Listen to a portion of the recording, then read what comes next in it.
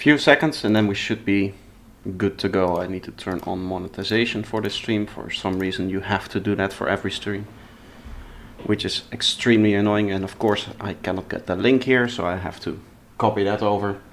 But then we should be good to go. Let me, in the meanwhile, open up the project that we're going to be working on, which is atmospheric sound design. As always, we'll start off by making a few atmosphere sounds, and then we'll get into some projects. I'm not doing sound design requests today. I'm going to wait a little bit for them to pop up. We have 2 now, so in the next stream I hopefully get 4 or 5, and then we can work on some more different sound design ideas instead of just 1 or 2 each stream.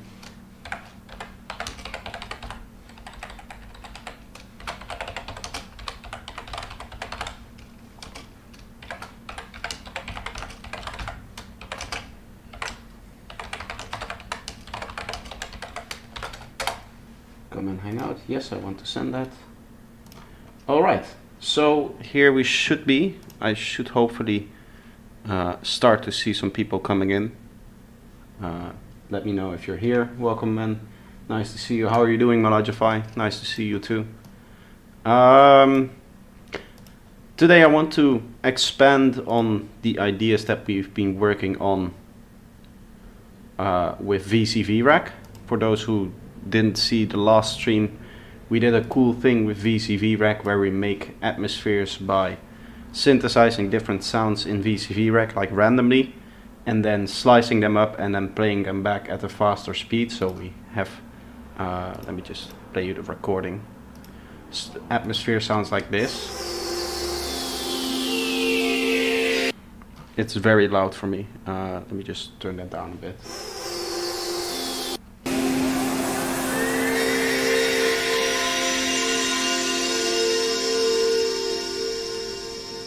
Stuff like this.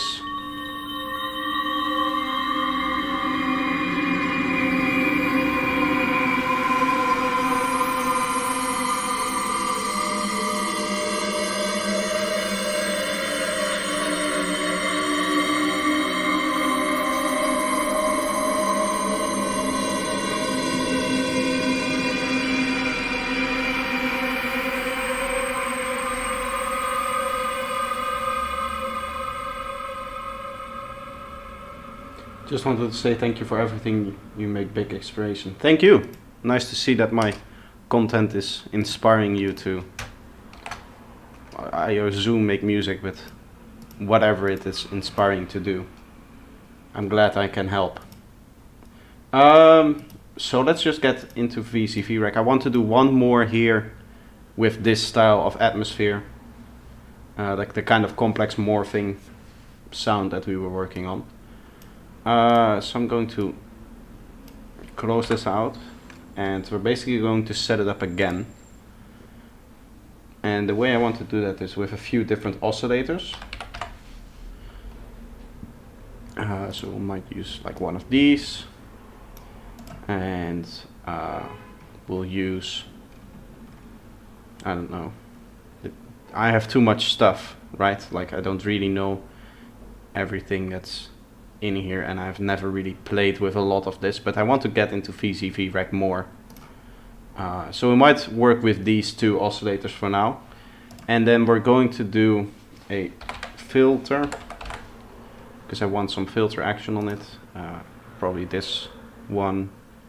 Let's see, does this have high pass and low pass? Yeah, here we have low pass, high pass, so that's something we can work with.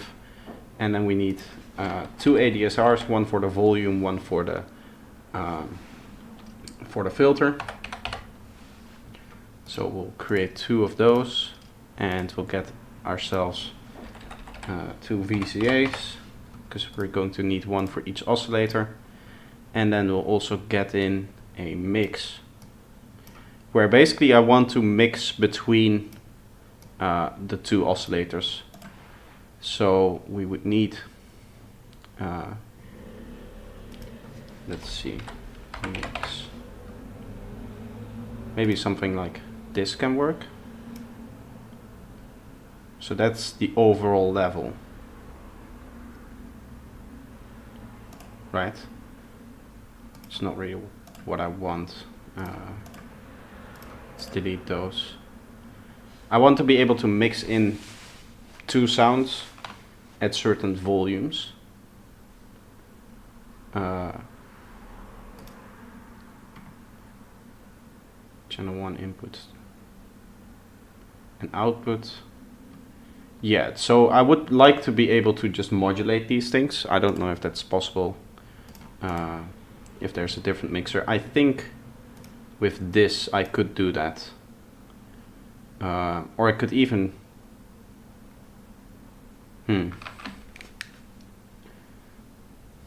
How would that... I would need to... Okay, let's just start from the start here. I'm going to make this a bit bigger so it's easier to see what's going on. I would need to get a MIDI input, right, which is this one. And let's say that we use the velocity to determine which one we want. So higher velocities will maybe take more of this oscillator, and lower velocities will take this oscillator, right? We would want one of the VCAs to go in here. Okay, so this is the gain, this is the curve. And then we would take one which is normal velocity and then one where we invert it.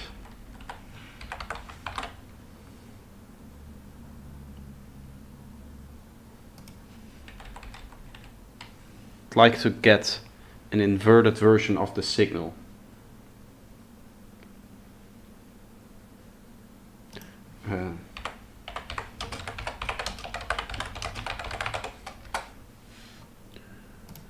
Inverting a signal for panning.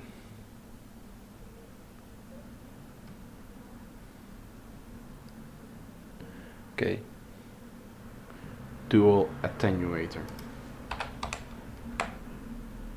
Which I of course don't have. So I'm gonna go to the library and quickly get that. This is the magic of VCV Rack.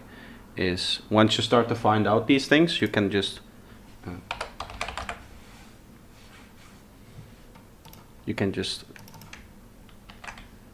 wait, maybe I do have it, maybe I wrote it wrong.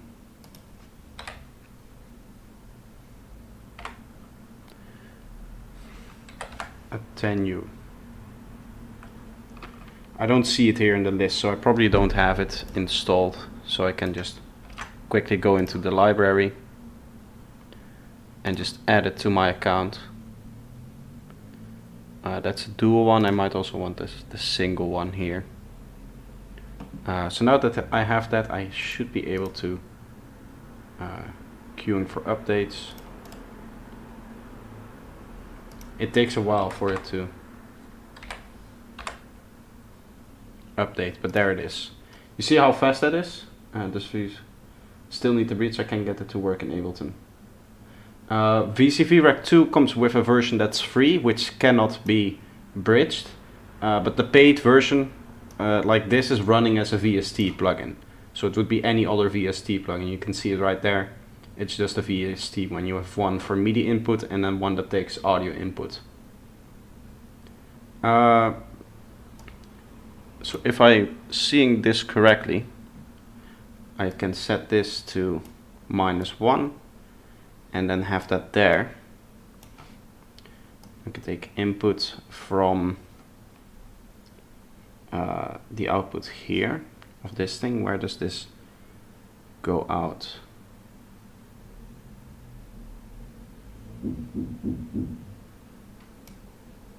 I guess here.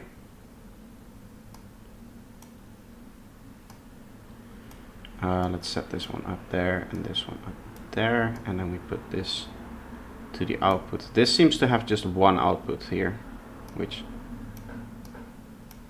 of course I don't really know how this all works, so we're going to play with these things. Last time we had a setup for, I'm quickly going to save this as test 2. I'll save it in, I think I have a VCV Rack here. and quickly make a folder for that then. Here, there's patches. Test 1, I just quickly want to see how we did that. I think yes, with the noise thing here, so we can get brains.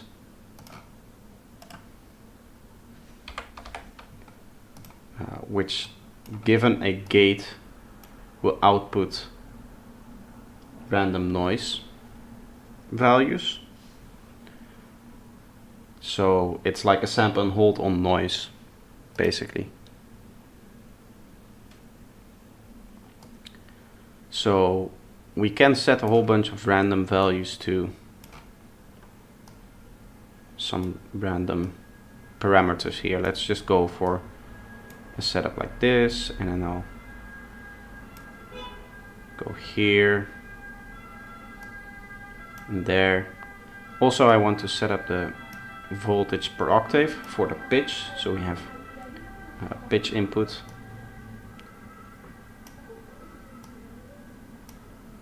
And this one also needs pitch input. This needs a gate, so we're setting up our gate there.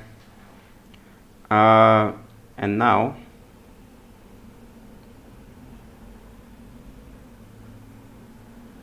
with another mixer, you should be able to mix these two together, and then we'll get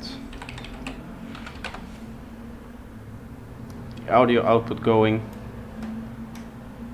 and from the mix we can just go there. Channel 1 is gonna be this one and this one. So yeah, just to explain, if you want this as a VST, you would need to buy it. I think now, if I play this, we should get a sound. Let me quickly turn off the ambient so we can hear the actual sound.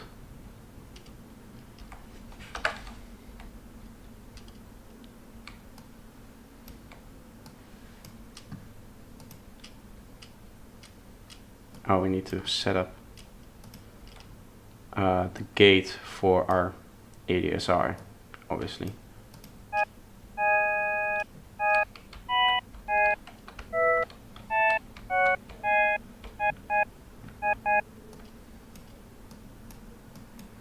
Kind of randomly.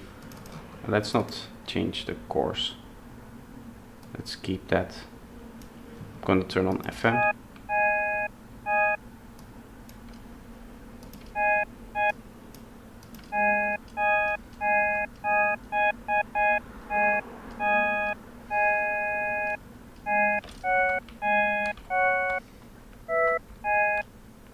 This one isn't making any sound for me.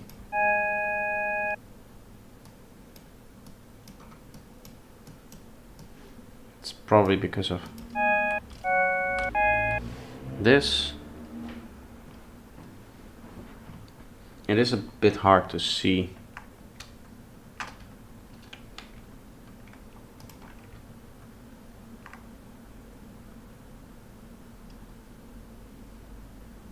How it should work.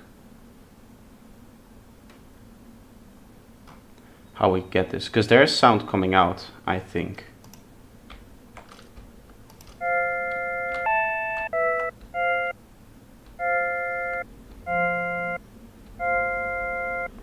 But then there is no sound coming in here because our voltage is too high. So let's quickly fix that. Let's actually set up the random thing that we need for that. I'm going to add velocity and arpeggiator, and then I can actually take the preset that total random, which is going to just give random velocities.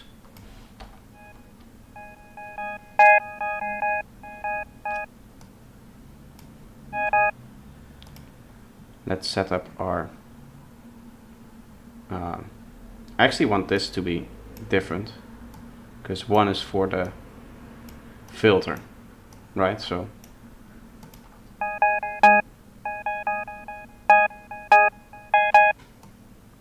we are having some output here, but there's no changes in modulation.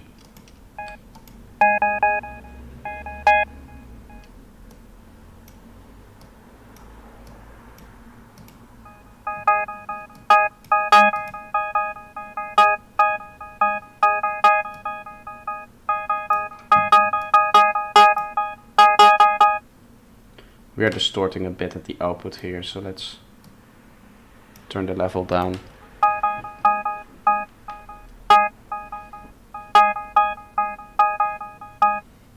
I'm going to backtrace this, but so this goes to 1, which seems to be this one. This is making all of the sound now, so I don't really know how to change it. If I make like random changes to this, will it sound differently? I thought we were modulating these, but apparently that's not doing anything.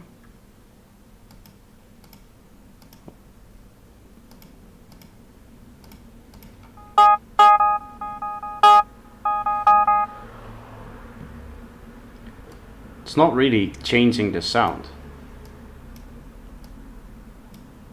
That's strange. Like I'm sending random values to that, right? You would expect that to then change whatever's coming out of this organ thing.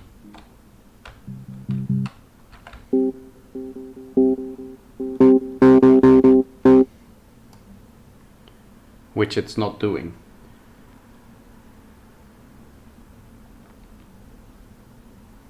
I guess we can first of all try some different randomizations to this patch. Let's first turn this one down a lot, because then we can mix in the second one.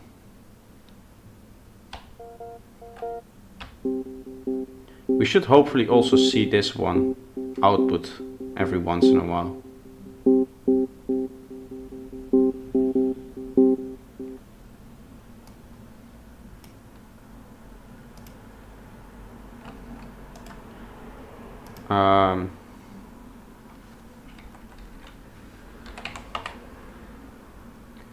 There was a rectifier module, it's called Utils. Because I don't want any negative output here. This is the attenuator. How would I do that? What I want is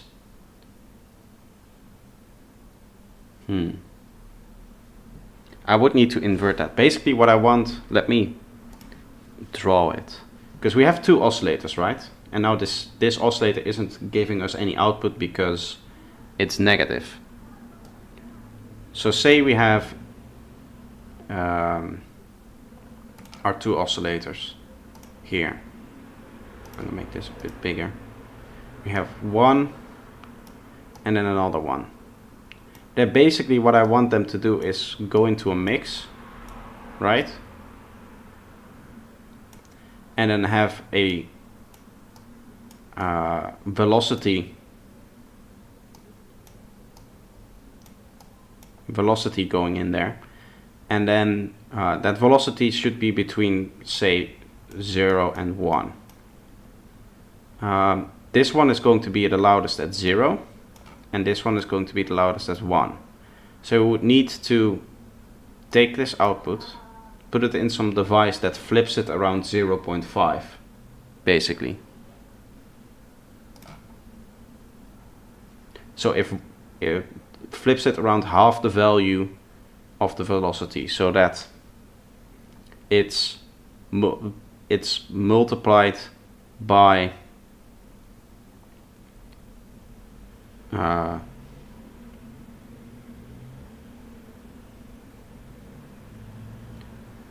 how would you do that? Would this be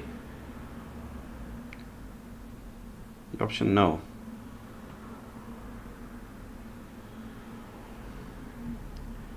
Say I'm taking velocity data, which we're making negative, which is not what we want.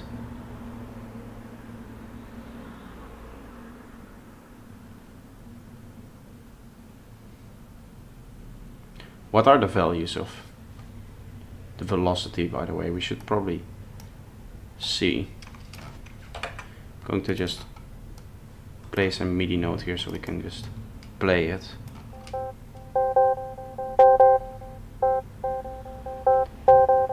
Basically between 0 and 10.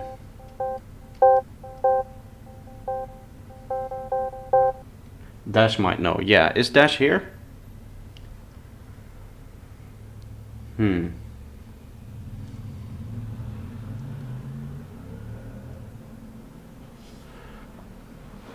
I don't think Dash is here, otherwise he would have already told me how to do this.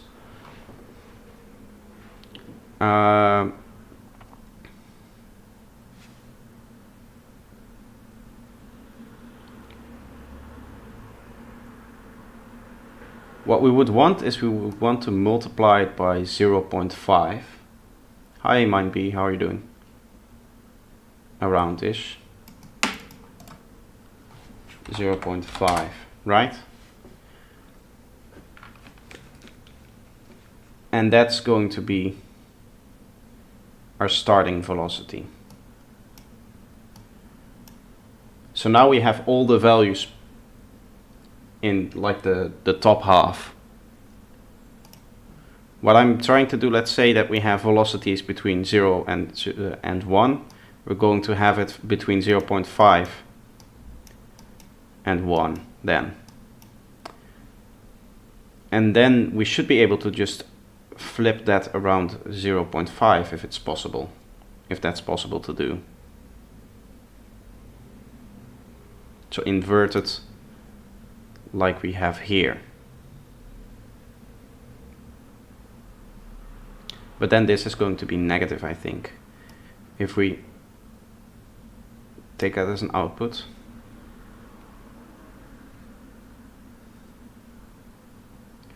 I just listened to Life Forms in the Wild. What a masterpiece. I haven't heard that. I should probably listen to that. If I don't forget, I'll save it to my playlist. Where is this? Oh, okay, so this is that velocity. We don't need this for now. Let's see what we get here as an output if I just place this here.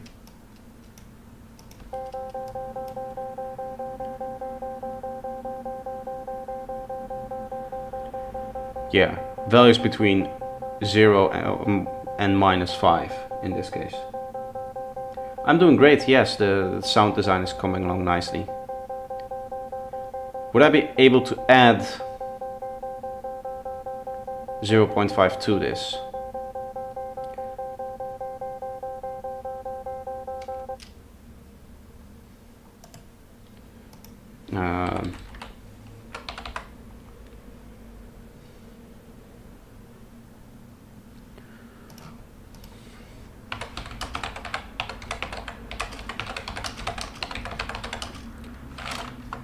Add constant value to signal. Fundamental 8-vert. 8-vert, yes. Can set this to 5 volt. And then we add our 5 volt to that. And basically to both of them. To the direct output and the inverted output. 5.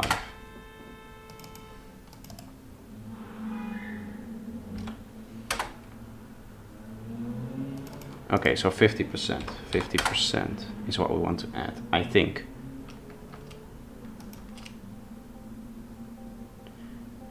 Get values of 1 here. And still getting negative values.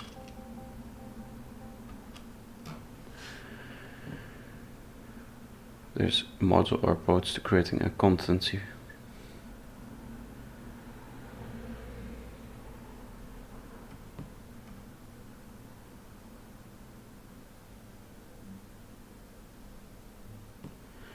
will turn, okay. If I don't give an input, it will output 5 volts, right? Which is what we want. Now we should be able to take a VCA and apply that to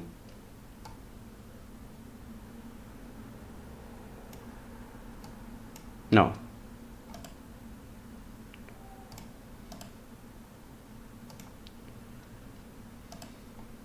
Delete this.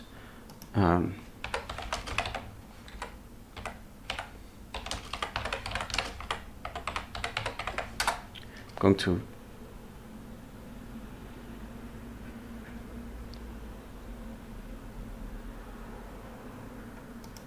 sum module.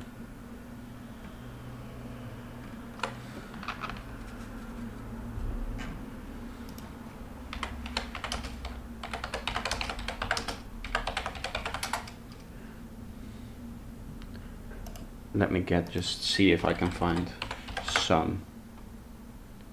Sums all channels of a polyphonic cable. I'm assuming that you can add multiple into this. Go like 1 and then the velocity of 1.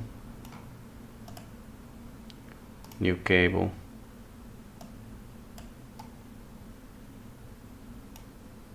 Can I not?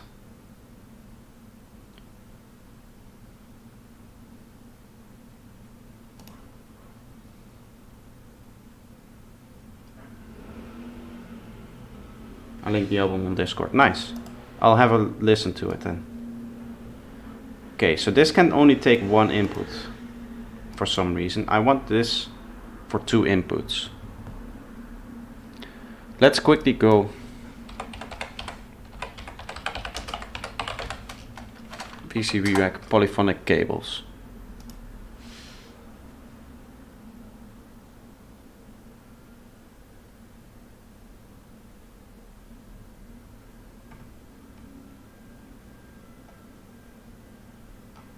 Ah, okay, so that's not what we want then.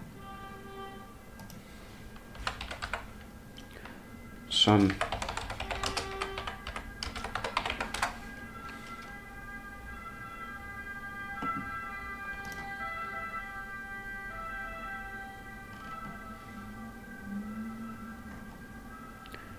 it's doing the equivalent of a mixer.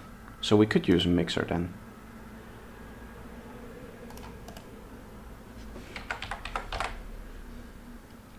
Just take these and give them all a gain of 1. I should be able to take 0.5 and the velocity, not that. It's a bit of a mess, I'm sorry. We should take our normalized velocity, which is between 0 and 1. What do you want to do? I want to take velocity and then invert it but keep it positive, so that with high velocity I'm playing this oscillator and low velocity I'm playing this oscillator. That's the goal. So here we have our inverted velocity, which would then need to be on a separate mixer. Duplicate. We take another input of 0.5 and add our inverted velocity to that. And then we can take channel 3 or channel 2 out to 1 and then channel 2 out to the other. So both are now 5 velocity because we don't have any input velocity data. But if I play this,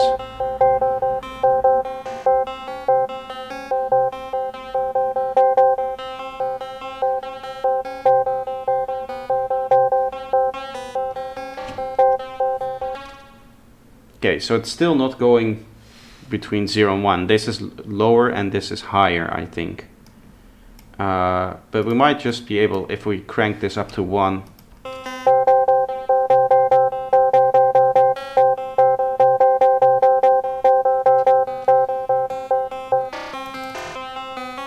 or not do anything.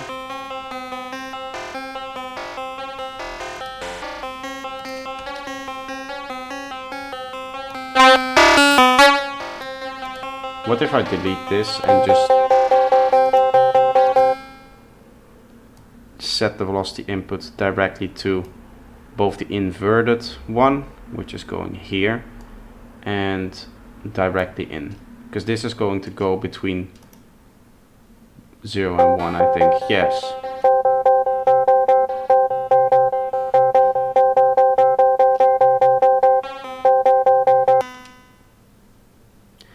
So then we would need to attenuate this up by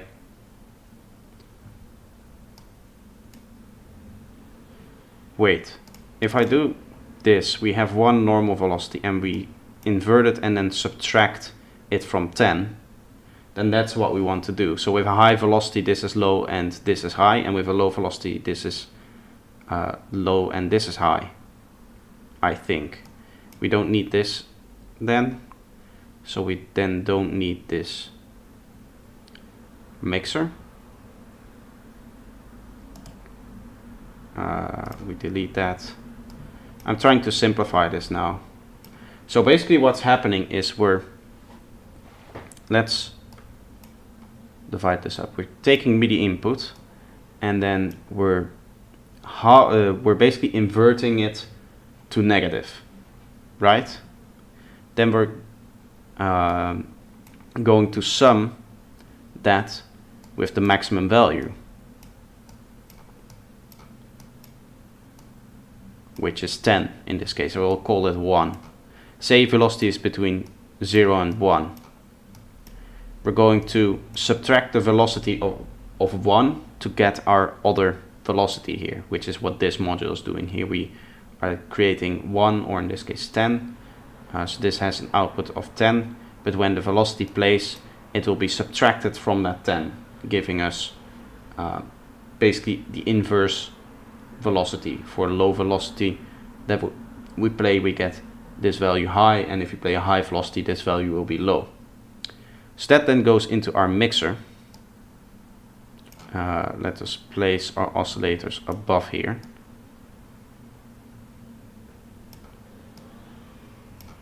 Together with its modulation.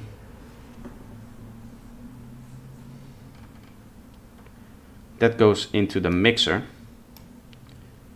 which then goes into the ADSR, which is applied to both of them, and then that should go to the output. Wait, the ADSR is applied first, right? Yeah, that coming from the ADSR.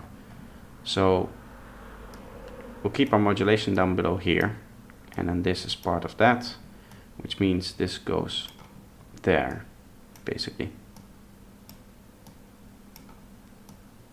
All this is doing is inverting that velocity, whereas this is is mixing in the velocity information with what's already coming from the ADSR information. We can then, instead of going into this, let's have that both go in a mixer, which then goes to our input only once, and then we have a low pass going out, where parametric 1 low pass output, which is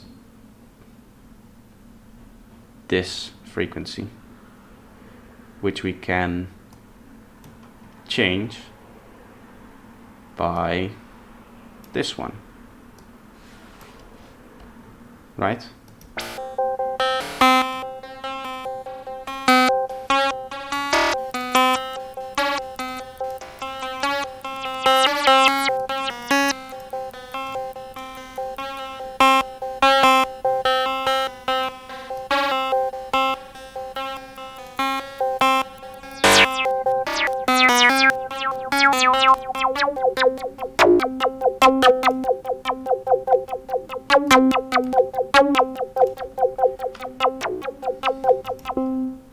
I think what's happening here is that this value is too high for this. I think this one's a value of 0 and between 0 and 1.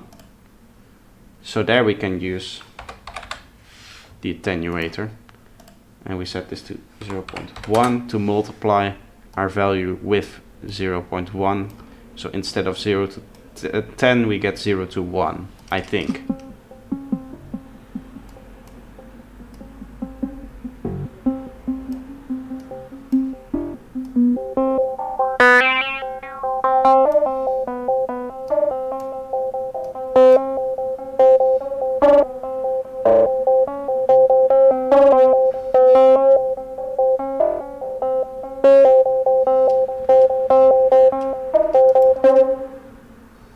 That's kind of what we want, although it could maybe open up a bit more.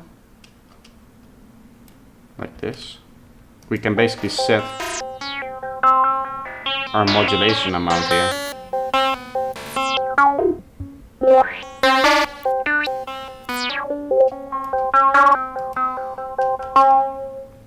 Let's give this some ambience with that reverb thing, which is the texture synthesizer. I think. Yeah, this takes inputs and outputs, and I think this just adds reverb to it. And again, we can randomize some of these values.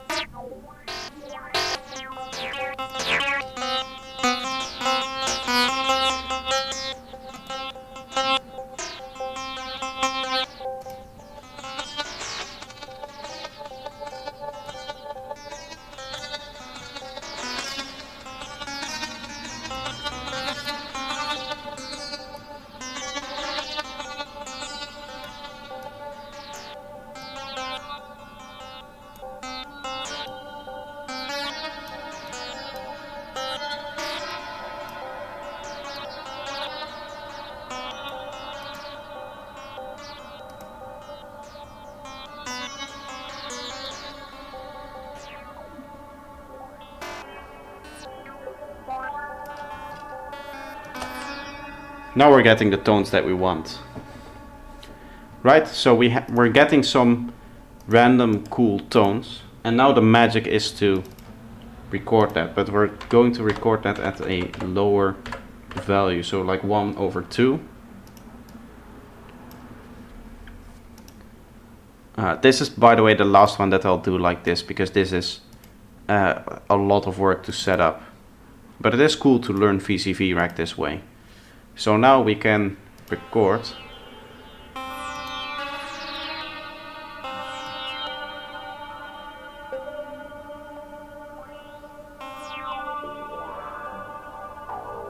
Do you know if we can use VCV Rack sequencers to sequence other VSTs? I don't think you can. I don't think you can get an output out of that, like, or either MIDI one or whatever.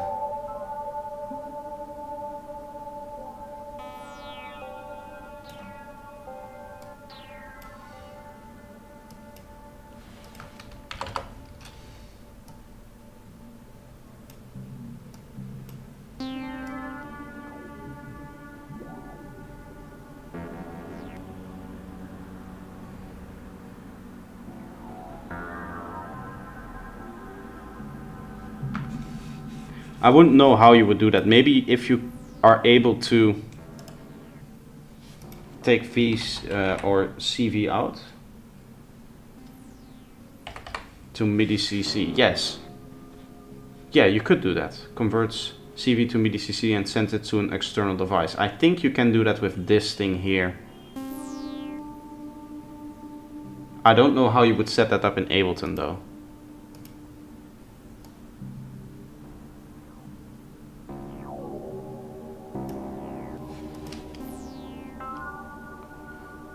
Okay, so that's enough texture for now. We're going to splice this per quarter note. I think per half note is what we set up, so let's do that. Let's do, yeah, half note is the best option here. You would need to investigate that specific module on how it works and how you would use that. But now we have basically the sound, right? So we can basically randomly generate our thing here. I quickly want to get myself something to drink.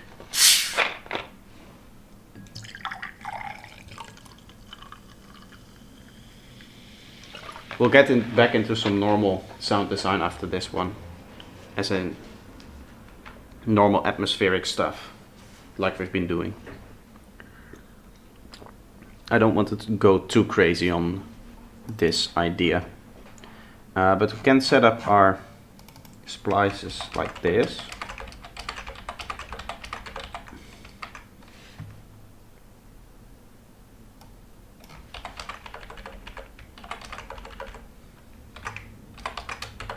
You set up 12 like that, and then you can just go up by the octave.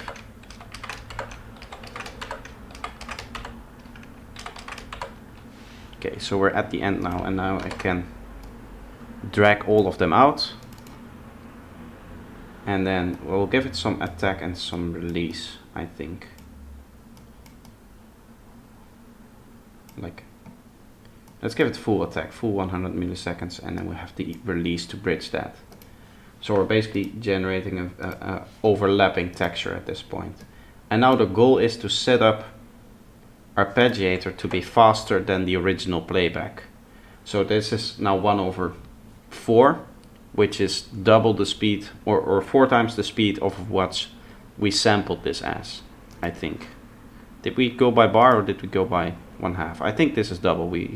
I think we spliced it every half note.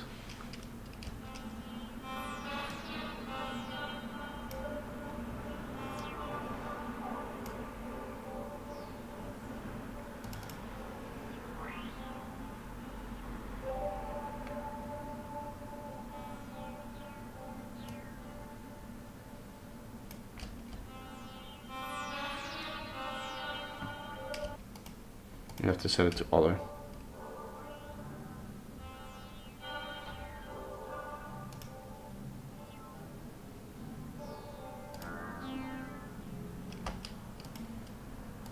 I don't know why it's getting that pulsing.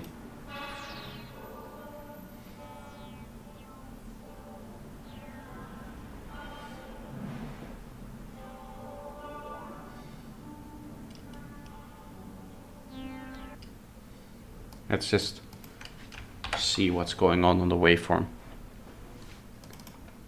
I don't know why it pulses so much here. You see how it's like...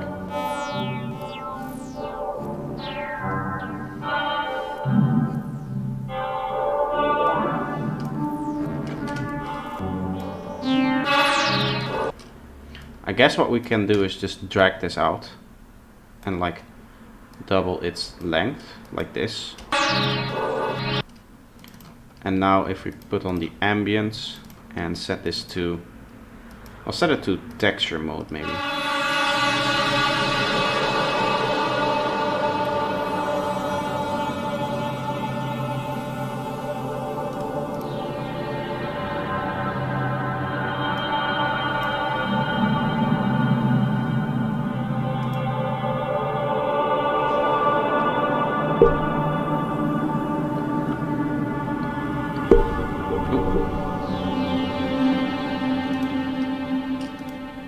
Like that. That's very cool. I like that. It's different in sound and tone. I don't know if it's in key. That's the last thing to check. I did synthesize everything in key, I think. But we'll have to check. Let's, for now, keep the ambience off.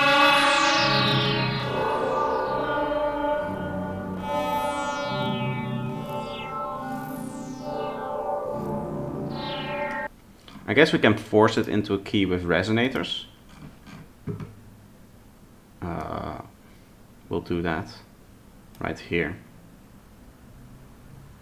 Which is okay to do because it's before the reverb.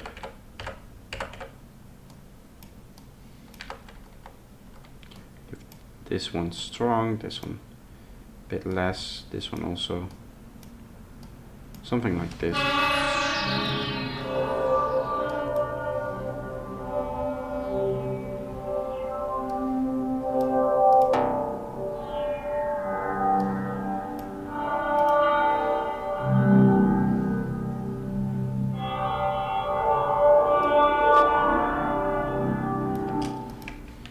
Let's have the high end come through that unaffected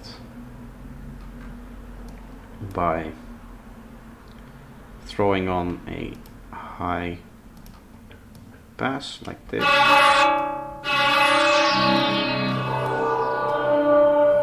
Because there's no real music data in there.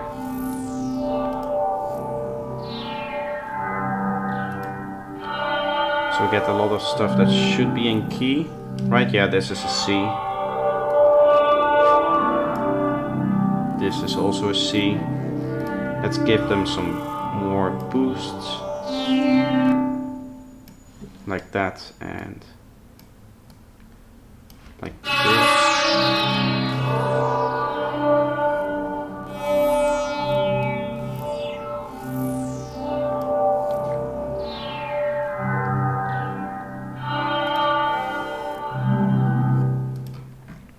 That's very cool. Let's now put our ambience on. I'm giving it a pretty high delay and reverb dry wet because the dry signal isn't really sounding that great to me. I want to turn these two off because you don't need them, and now we can record this as our atmosphere.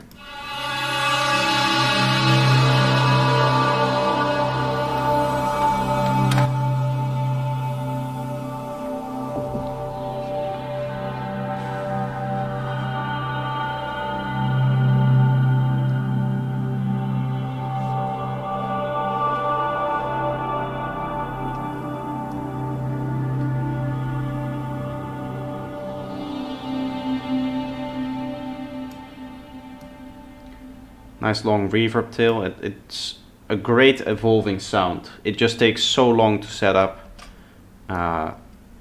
with this whole VCV rack thing. And also I'm not good enough. I don't have the expertise to set something up like that very quickly. Which, if you want to do this often, is kind of what you need. Like, I'm quick in sound designing something like in Serum or in Phaseband, what we've been doing here, but my VCV rack skills just aren't developed enough to set up VCV rack in a fast manner. So we'll stick with just a few of them for now, although I really like that and I might experiment with that more.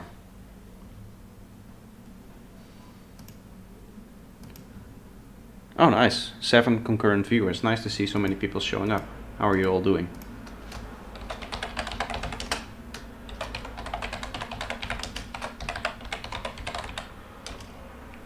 This is number 16. We'll get into some normal sound design for now.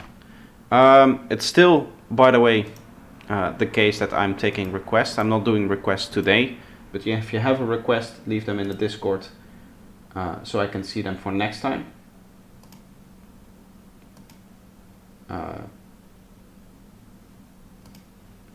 Should be in sound design request. We have another one here. 1, 2, 3 requests for now. I want to, for the next stream, hopefully get like 5, 6. So if you have anything to ask that you want me to cover, then you can just drop it there and I should be able to see it and work on it. Nice. I'm happy with that. The cool thing about these atmospheres and the release stills that you have is that you can use those in essence as an atmosphere itself, right? So you have the sample which stops here Here it just becomes a static reverb. If you don't want anything morphing like in the sample itself, like if you don't want that, you just use the reverb tail. Maybe here. Or this.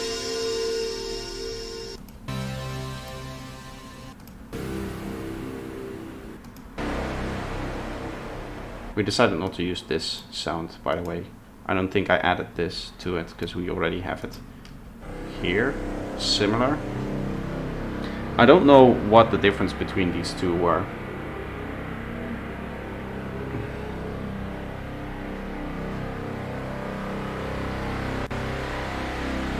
This one sounds darker than...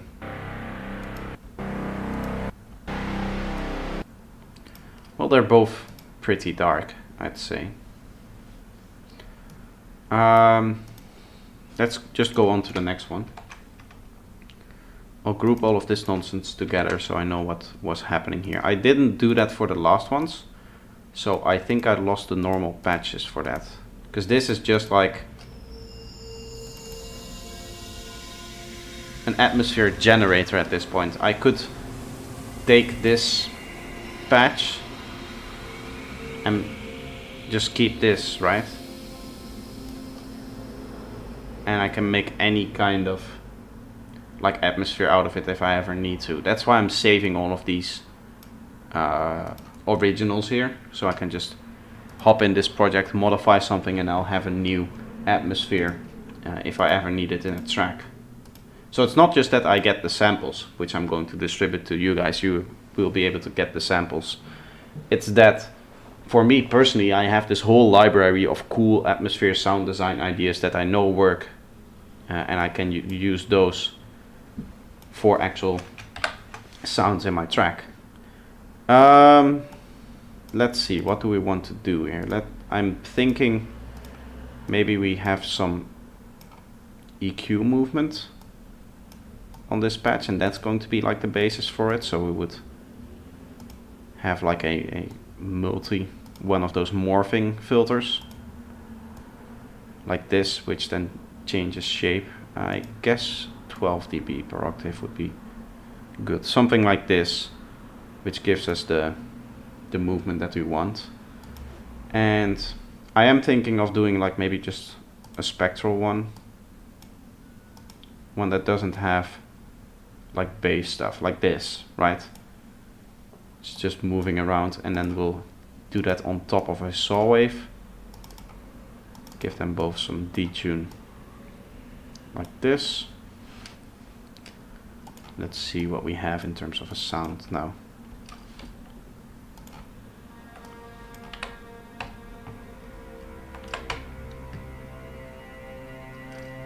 Guess we'll try a higher octave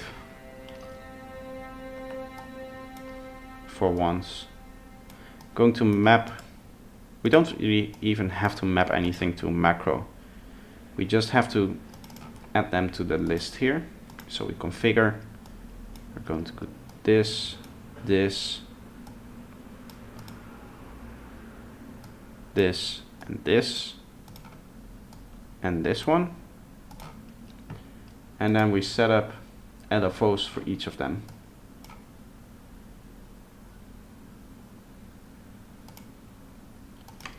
2, 3, 4, and 5. It's a bit heavy on the project, but that's okay. Go random.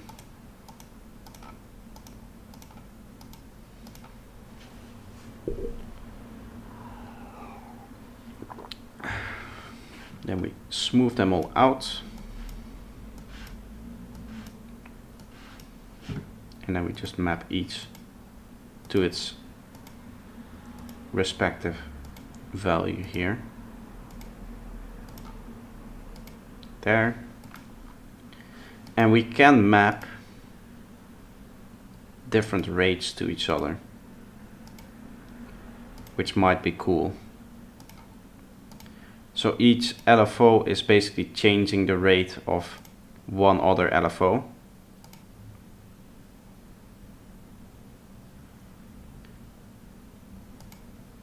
This one goes to here. And then this one goes to there. As you can see, we now have basically a moving mess of randomization here. Which, as you can see, it's hard on the project, but we'll just quickly record this and then we should have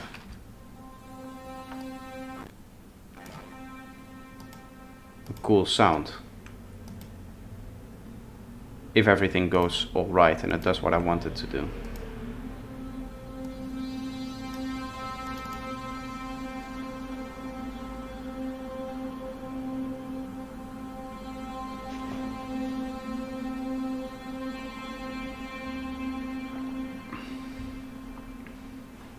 It's morphing enough that it's good, that it's not that consistent sounding. Guess we can turn these off for now. If I turn all of them on, will then the group turn it off? Yes, okay. So we save a lot of CPU doing that. But now we have this cool morphing, ever-changing sound.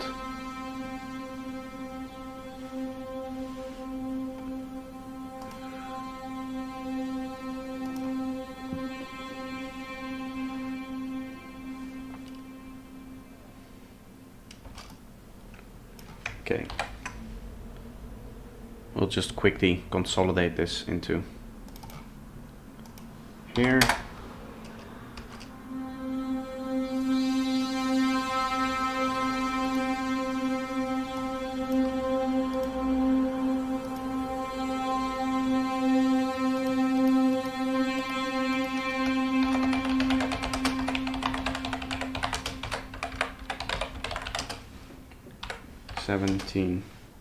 C. I think I might have faded not properly, so let's redo it actually. Just add a little fade to that. Because it's just suddenly stopped the reverb, which is ideally not what you want.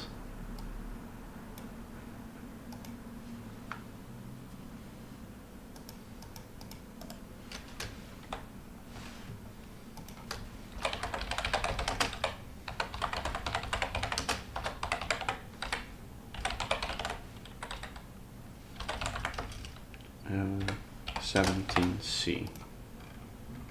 Yes, nice. I think there's a good way to do this, not with the LFOs, but just inside of Faceplant, because Faceplant would probably implement this in a better way for like the CPU. So if I go here, we'll do a short one instead, and we'll go down an octave.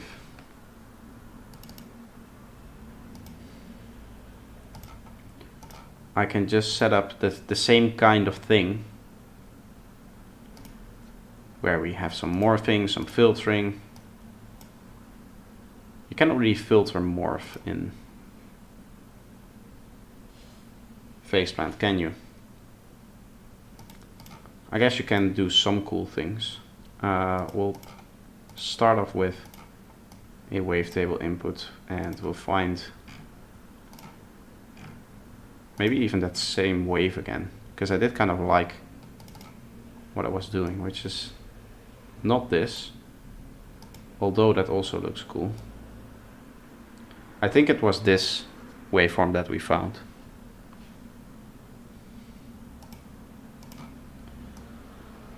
Slightly morph it like that, so it has some kind of weird peeking into it. You see how it's like pushing everything to squeeze it, basically.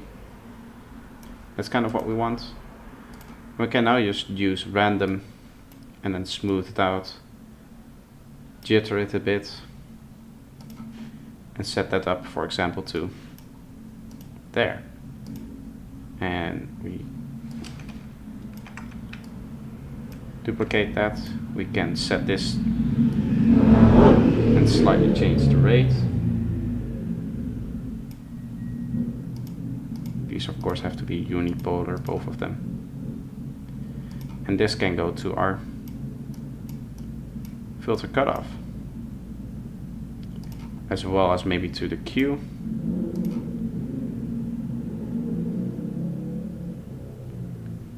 And maybe even the FM amount.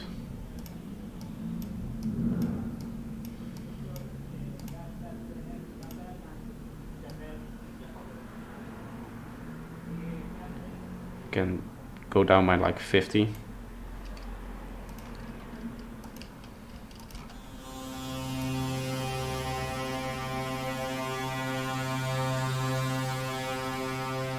You see how we have this now morphing sound that we really don't have to do anything about, and we create cool textures with it.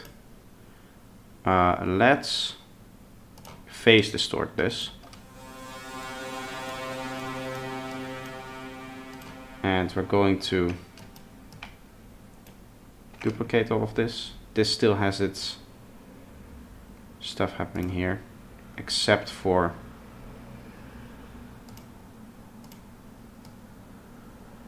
this. We don't have to set that up. We don't have to use this or this. We can set this to sideband and then take this from sideband and we set this an octave lower. So we're basically multiplying it with a lower version of the signal, or phase distorting it with a lower version of the signal.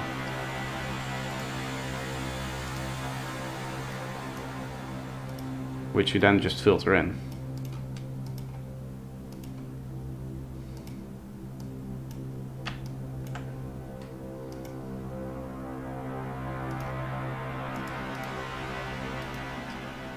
Like this.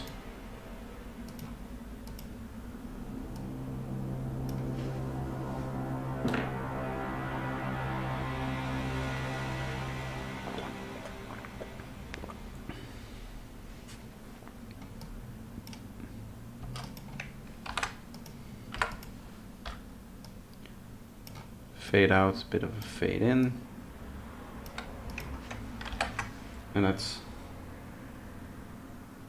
how different is phase distortion to frequency modulation. So technically speaking, we can actually show that in phaseplant. Technically speaking, most FM in digital synths is actually phase distortion. And that's because it sounds better, usually. What phase distortion does is, instead of tying the modulation that you have to the playback speed, right, which is what this is doing, it ties it to the phase. That's why it's called phase distortion. So the playback speed doesn't increase or decrease. What you have is that the wave is being moved backwards and forwards while it is playing, which gives basically the same effect. So that's the difference. If we look at like the actual difference here, it's pretty minimal. Like it is kind of making the same sounds, right? You can see it's doing the same thing, where this wave just speeds up and slows down in playback, and this wave also speeds up and slows down in playback. I personally like phase distortion, the sound of phase distortion, much more than that of frequency distortion. Maybe saw wave is not the greatest example. We'll try it with a sine wave. It sounds much more harmonic to me.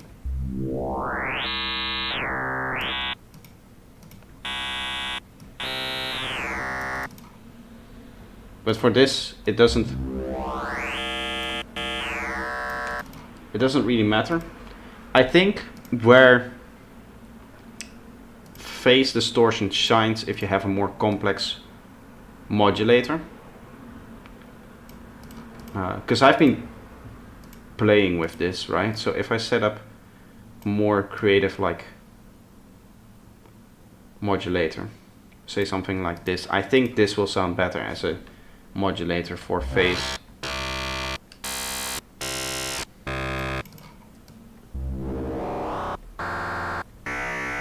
Yeah, you can hear that it's now starting to fall apart for frequency shifting for normal FM.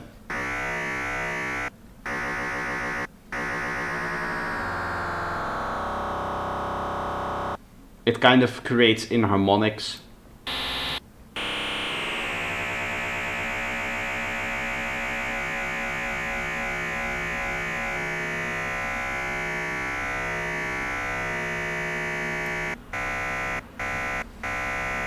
You can kind of get it to sound cool. Like now we've tuned the overtune basically to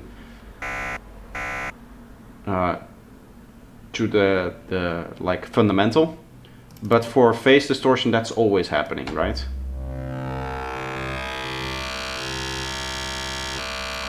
Like this isn't going to sound out of tune. So that's kind of the difference. It gets more different the more complex the modulator is.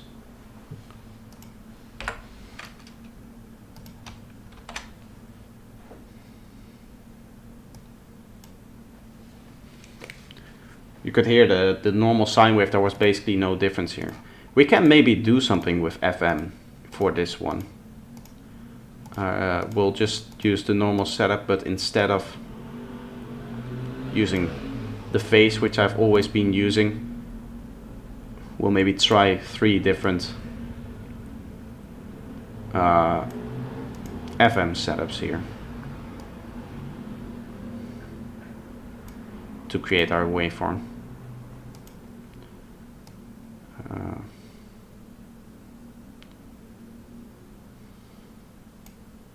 It's already making a bit of a mess, I see.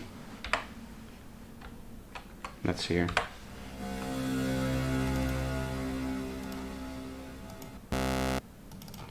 Okay, so that's not bad.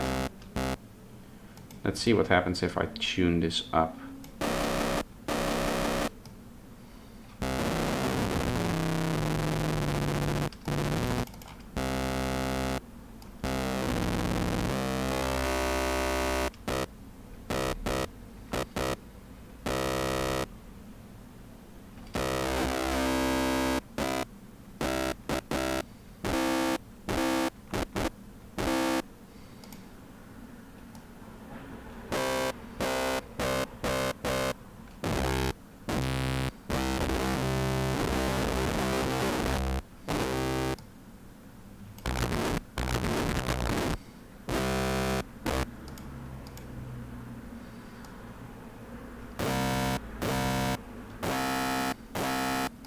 Bit of phase modulation in there, but you can kind of get a cool tone out of it. It seems to have some kind of attack to it, which is pretty cool. Not useful for this sound, but we can still probably do some cool stuff here.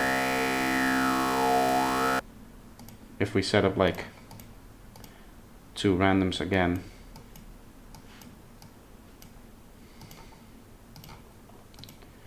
Unipolar and unipolar. I'm going to have both of them modulate the rate of the other. So now it's like truly randomly swinging between them.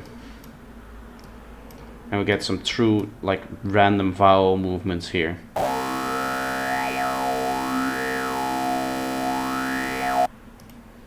We'll also bypass that.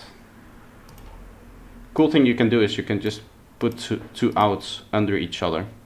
And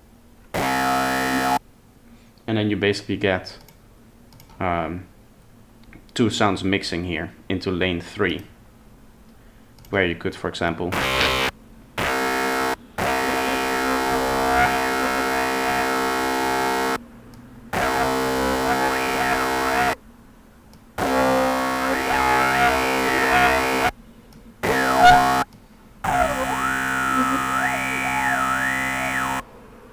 do something like that.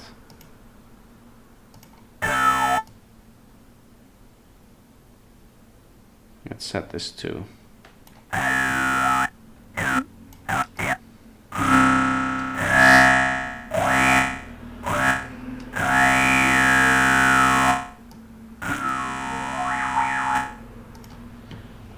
we might just pitch this down 1 octave here.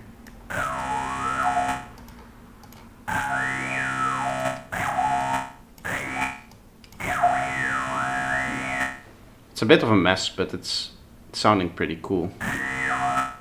We need some more modulation in it though, or what we can do is like here, add another filter sweep, and then we have our atmosphere. Let's try that, see if we get a cool sound out of that.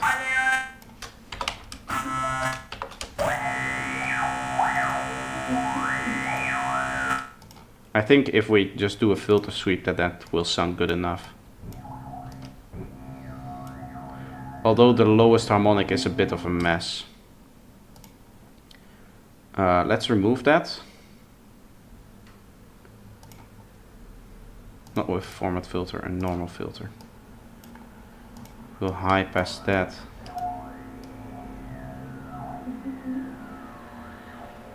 Fairly steeply, and then we can, I think, just output like a saw wave to the master. If I turn this down, I think, yeah, master.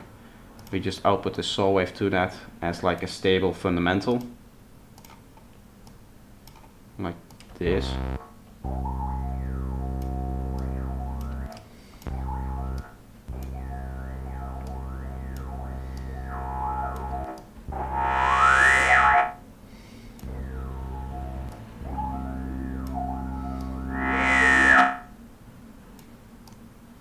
Too much gain there.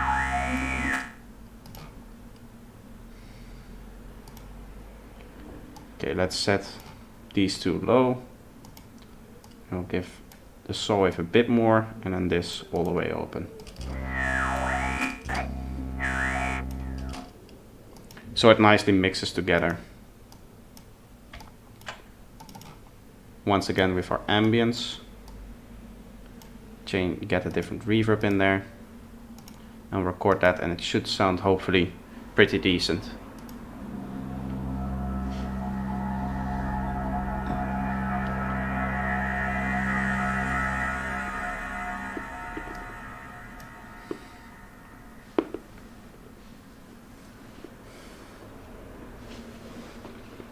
Cool.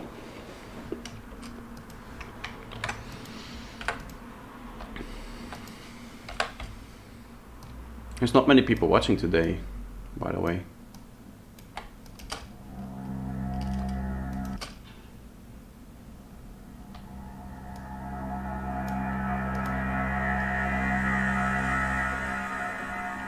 It's still a cool sound, this. I like this. I wasn't expecting this to be so unique as it is, or work so well as it did, this particular sound. We'll do 2 more, we'll get to 20, and then I'm going to go into normal production, because it's been an hour. And then I'll do like the last 2.5 hours of normal production. I think you guys like that more as well.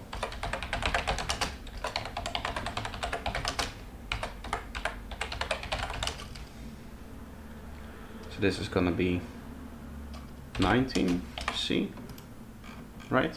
No, 18. 18, yeah, then we'll do 2 more sounds, which should go pretty quick, hopefully, and then we'll get into production.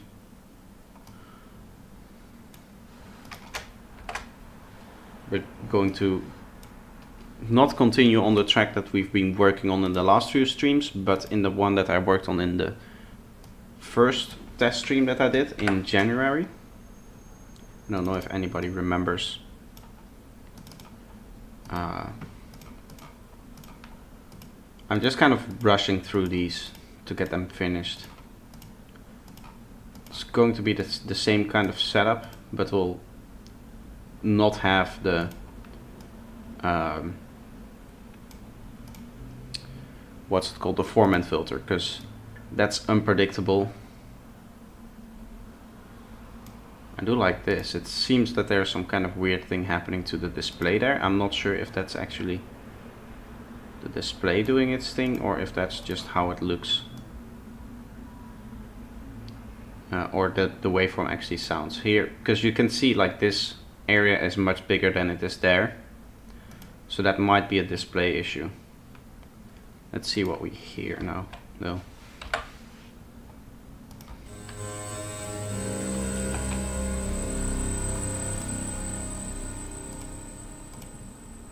It is a cool sound with that high resonance in there.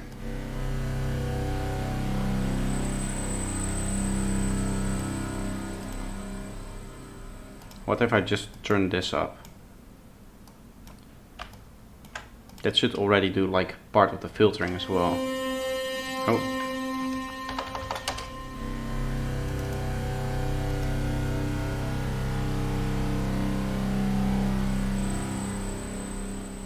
Yeah, we get that last beep in the final bit of it, which is pretty cool.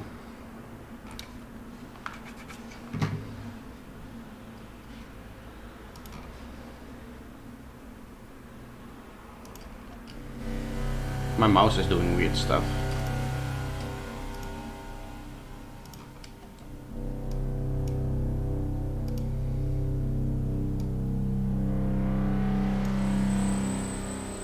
It is a bit high, that beep, towards the end there.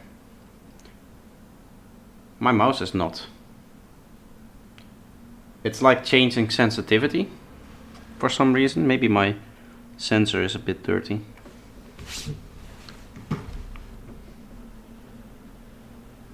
Yeah, that might have been it. It seems to be fixed now. Let's get our EQ and then we'll just quickly remove that last high spike.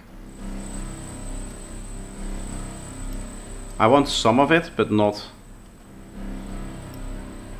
all of it, basically.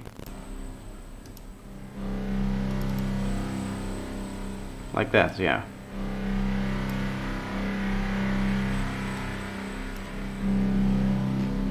Can also move this to give some extra movement to it, but till like here. Let's turn off adaptive cue.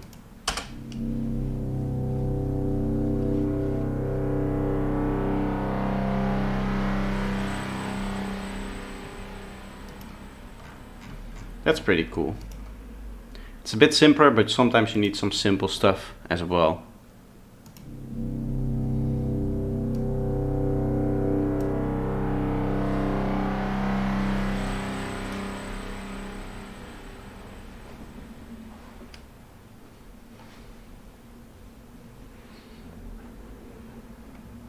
Okay.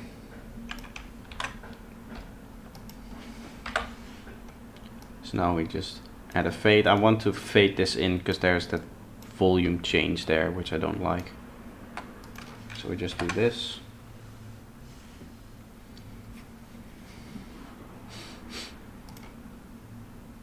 And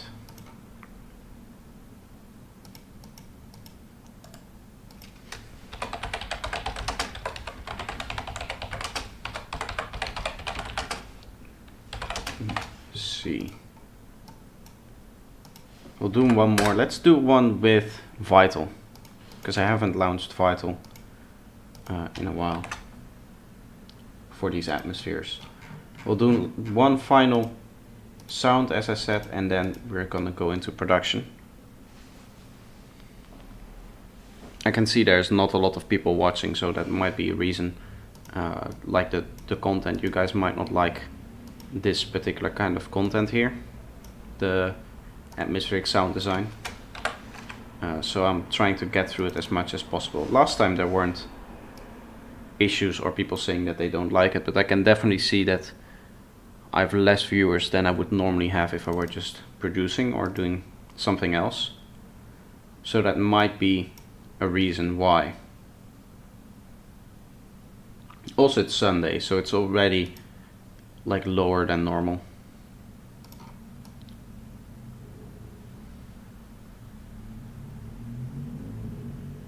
Guess I can start here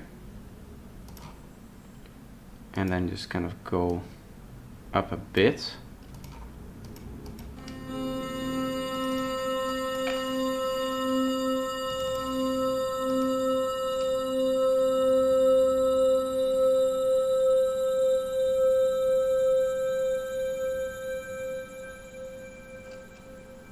That's already getting there in terms of a sound. It's just the random amplitudes of the saw wave basically. We can maybe add a bit to that if we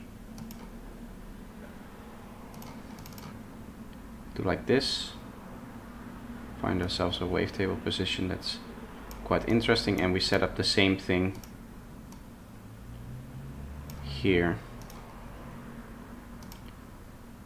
I'm not trying to copy it exactly value per value, but it's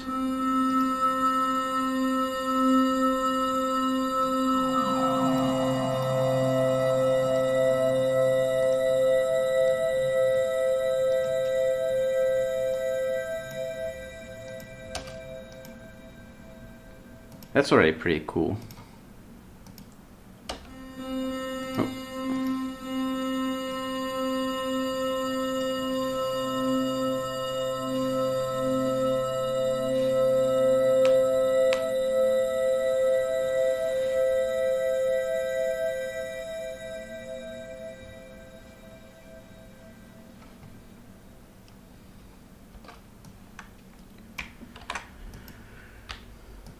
Give it a bit of a fade in and then a fade out as usual.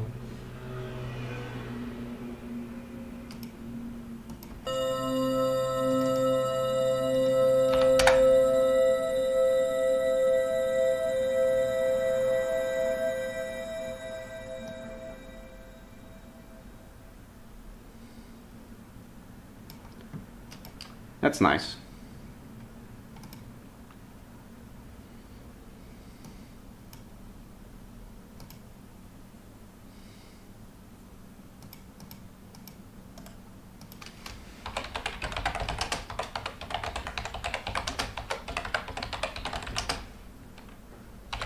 C, and we're done with atmospheres for today. Pretty happy with what we've done. I like the sounds like this one. It's this cool strange sound.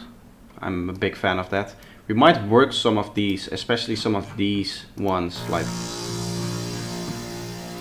stuff like that, into the project that we're going to be working on now, or maybe even some of the sound design ideas. For now I'm going to close this up and we'll get into the other project, which, if you don't remember, or if you weren't there for that stream, I'll just play it and loop it while I'm taking a break, so you can hear the project before we get into it. As always, I really appreciate any feedback on the production that I'm working on, so while I'm taking a break, if you want to give any criticism, don't hesitate to write in the chat. I know there's only 2 of you there, but I do really appreciate people giving feedback and talking.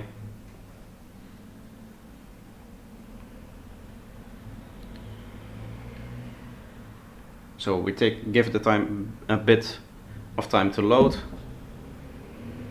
and then we'll get you listening to the production.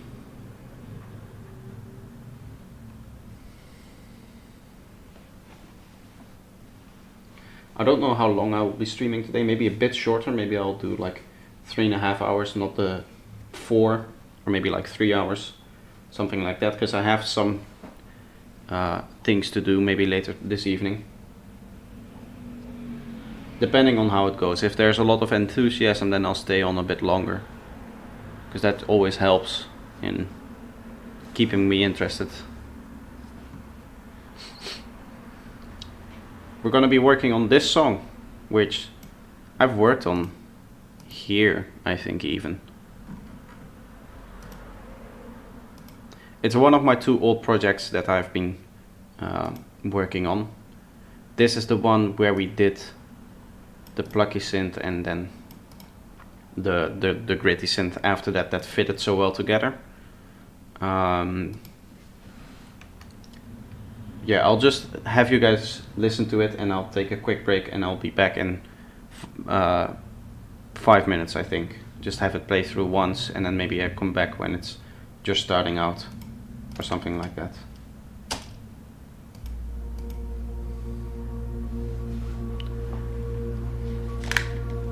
Again, any feedback is very much appreciated.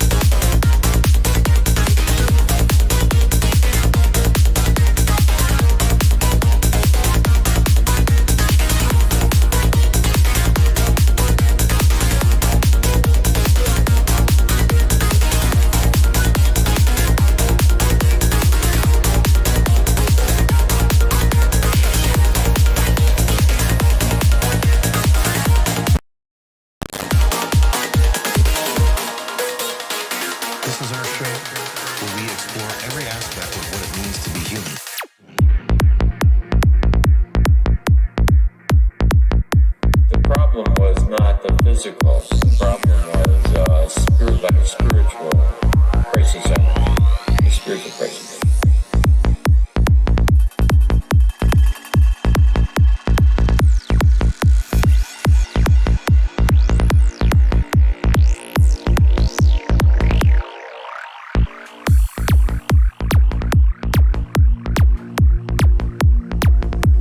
I can't really describe it. The anguish of the soul, when you read about the Black Night of the Soul. It was like that.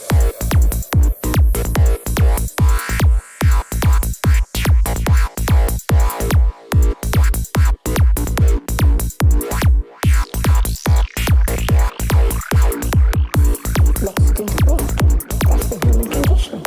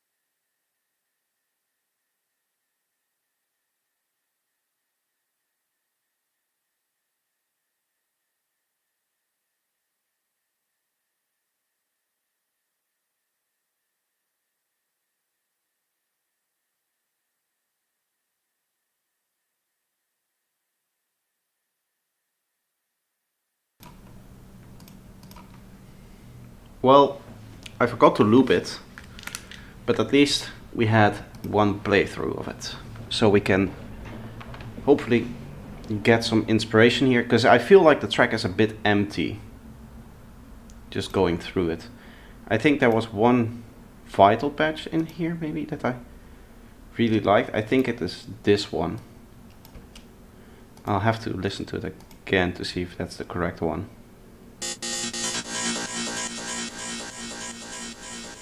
We might be able to do some more stuff with this, because this is a pretty cool sound. And it also nicely like delays out.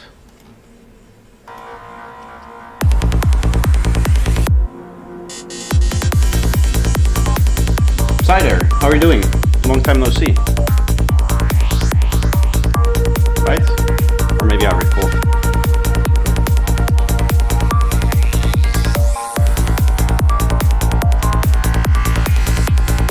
I just like the kick click when it is filtered in the intro. You may have.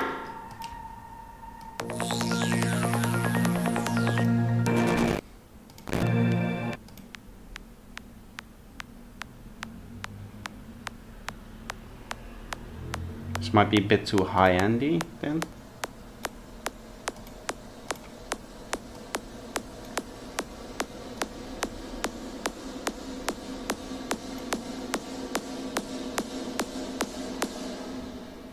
You're happy to catch this stream this time. Nice.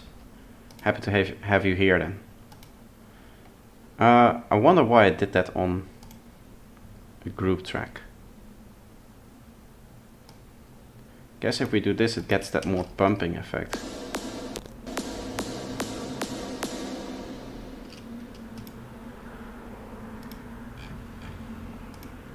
Can add some more pumping to it with this. Too high at the beginning of the intro. Okay, we can listen to it in context. I think I want it to be a bit more bumpy towards the end. Maybe not that much, like going up like this, maybe? Let's have a listen to the start then.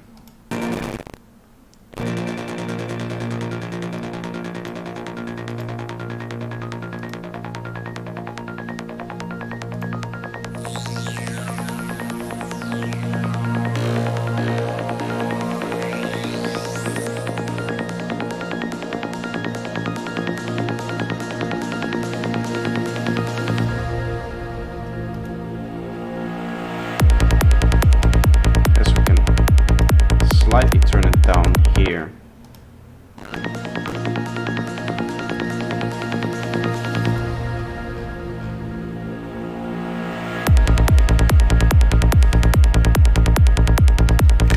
Is there something else here? Really saying it's a nice track, so that's okay.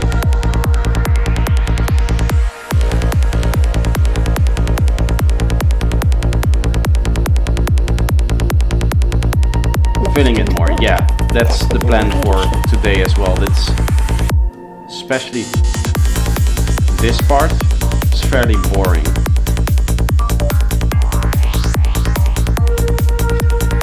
One thing I want to change on the synth is the high end, because it's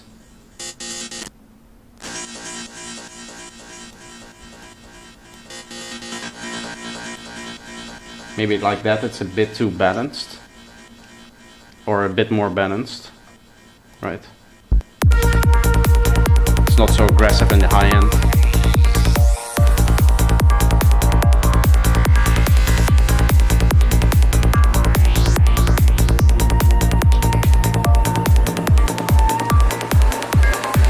You may have a spiritual awakening. I think I've placed it like this, right? Where it starts, yeah, it hits on the beat. Can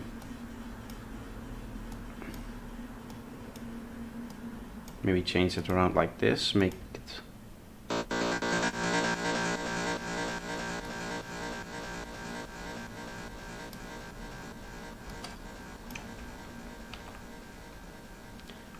and here have it like play like this. So it adds a bit of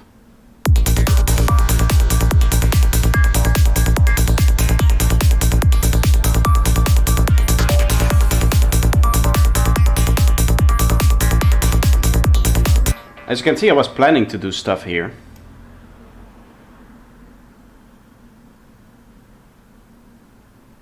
When do you place it at bar 1 atmosphere and when at the end of the 4 cycles? It depends on what I want to achieve with the sound.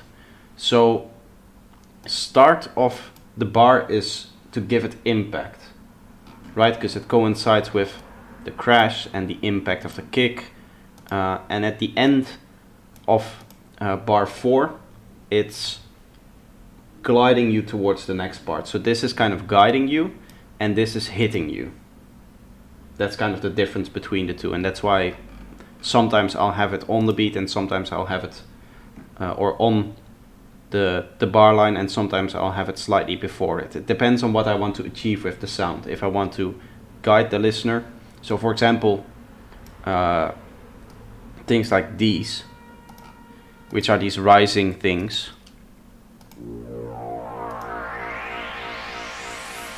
this guides towards this part where has some impact, like this for example, that hits you. So that's kind of the difference between those two, and they basically serve a different functionality within the track. I don't really know what I wanted to do here. I obviously wanted to do something here, but I don't remember what. Maybe like a sequence. Looking at the MIDI clip, it's definitely some sequency thing that I wanted to do, but I don't remember what. Let's just kind of listen to see if we can see what it needs. There's a way to get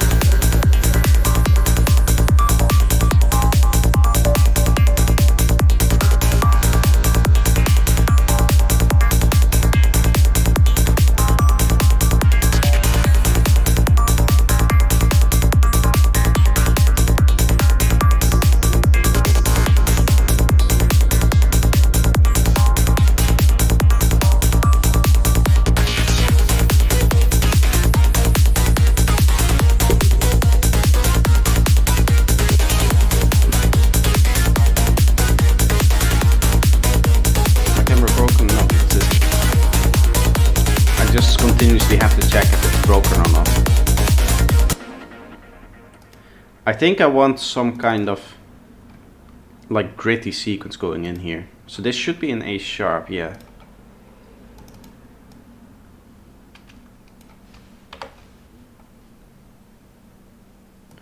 Let's do like a small 2-beat melodic thing. Just going to make 16th notes for now. Make them a bit smaller, and then we'll play with the melody of it.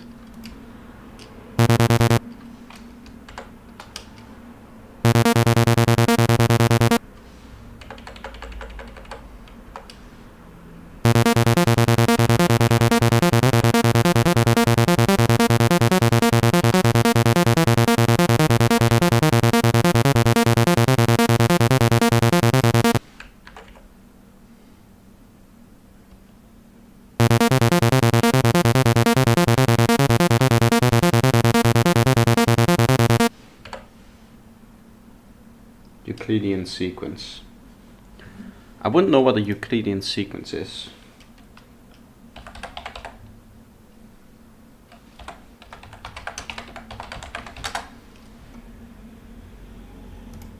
What is Euclidean sequencing and how do you use it?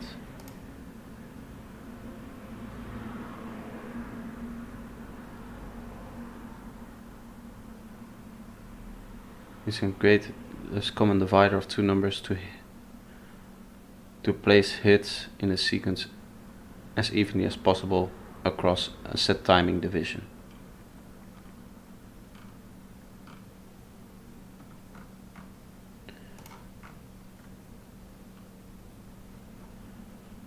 Let's see, there's a little video on that. It might be interesting.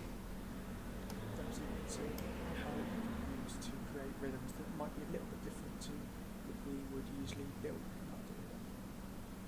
So So Euclidean sequences are based around the Okay, let's see.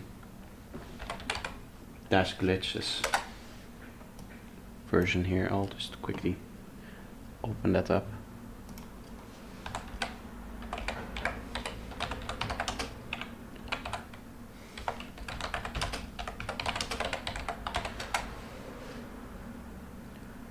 Euclidean Rhythms. What is How that, to make YouTube? Let's talk a Euclidean little bit rhythms for about serum. Euclidean rhythms. What are they and how to effectively use them in your music? So I'm going to show you guys how to create a variety of different sounds and apply these rhythmic patterns to both the modulations as well as use them to create rhythmical patterns. So yeah, stay tuned. Let's have a look. Euclidean rhythms is by the Wikipedia definition as follows. The greatest common divisor of two numbers is used rhythmically, giving the number of beats and silences, generating almost all of most important world music rhythms, except Indian. The beats in the resulting rhythms are as equidistant as possible. So what does this all mean? And more specifically, what does it mean for music producers? So Euclidean rhythms, as described in the 2005 paper, is a sort of mathematical approach to creating world music rhythms. Godfrey Toussaint had observed that with a function that he had created, or a use of numbers, he was able to mimic a very large amount of popular world music rhythms. So a lot of explanations on the topic are very mathematical, and for a lot of us sort of more sound and music people, it might be a little bit advanced, and I'm going to try to break it down for you guys and try to explain it in a bit more of an easier way to digest. So to keep things simple, I'm going to talk about Euclidean rhythms that are based on a total amount of steps of 16. That being said, is you can get some really interesting polyrhythmic patterns by playing with the total amount of notes, but to keep things simple and easier to digest, we're going to talk about Euclidean rhythms based on a 16-step sequence. So the idea of creating a Euclidean rhythm is that the spaces in between the hits are as equidistant as possible. For example, if we've got a Euclidean rhythm of 4 beats, that would result in our regular 4/4 pattern. As you can see, I've drawn here, the thicker lines represent where your kicks would be in a regular 4/4 dance music type pattern. So this would be essentially a Euclidean rhythm of 4/16. As you can see, the gaps are equidistant and there's 3 placed in between. So it gets a little bit tricky when you have uneven numbers, but as long as you space the uneven gaps out, it will result in a Euclidean rhythm. So I'm going to start with the easy ones, and I'm going to show you guys a little bit of a sort of example of what these sort of look like on a timeline. So as you can see, we've spaced 3 hits into our 16. So 3 isn't usually divisible by 16, but that gap at the end is what gives the rhythm a little bit of swing or syncopation, and that's the system that these kind of like world music genres are based around. Let's have a look at some of the other examples that aren't. Okay, so just to quickly go back, it would be, for example, like this, right? This would be evenly spaced, which is kind of what we're doing. It's just that it's like shifted around one, I think. Like if you put this back here, yeah, then we would need to put this up. So a Euclidean rhythm of that thing that we just created would be something like this.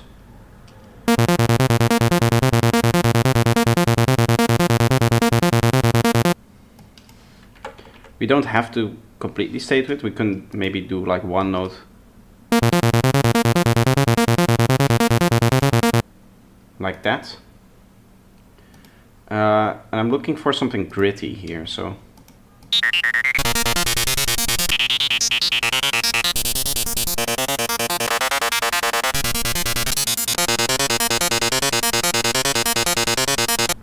Kind of like that, but with some lower stuff, so we'll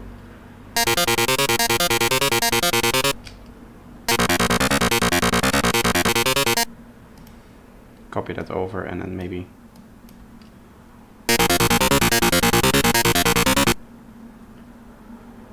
that might be a bit too aggressive, but we'll see if that fits.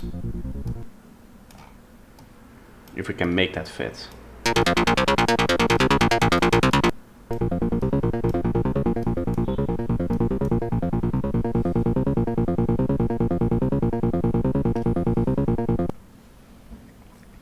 It works nice with odd members of notes in 1/16 cycle. Yeah, it's kind of what we're doing. I did make a little bit of a modification, so technically Euclidean rhythm would not include this note and any of this. So this would be a Euclidean rhythm if I, because it's like the closest spacing we have 2 times 2, and then we obviously have to put a 1 here, otherwise it doesn't work within our cycle of 8. So this is as close as you could get. I could do 7 notes over this thing, or 9 notes over this, but then it would be out of rhythm with the track here. Or we could try, but this is maybe a bit too experimental for this track. You would do something like this.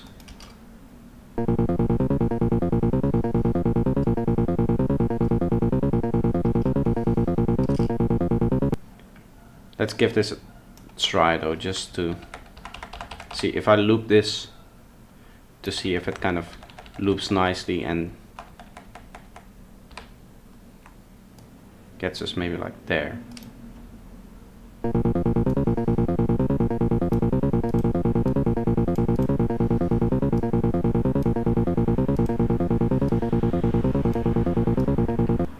This might sound weird, we might reverse that.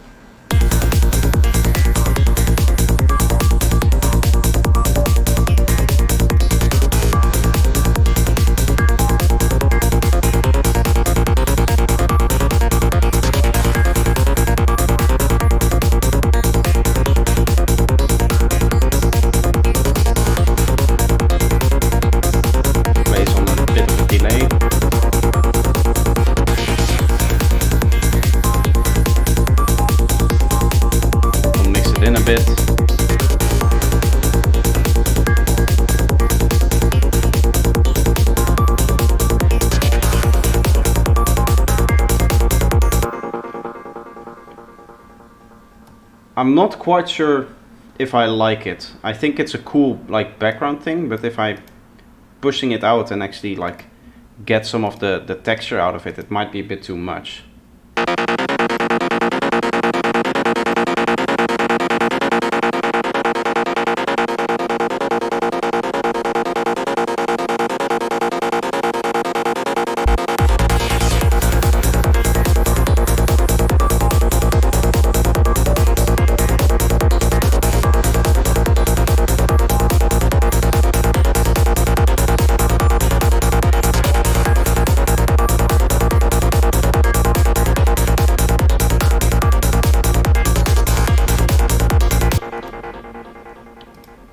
Let's first of all make sure that it's stereo, because that's really throwing me off right now. It's the how mono and in your face it is. It's definitely supposed to be like a stereo background kind of thing. So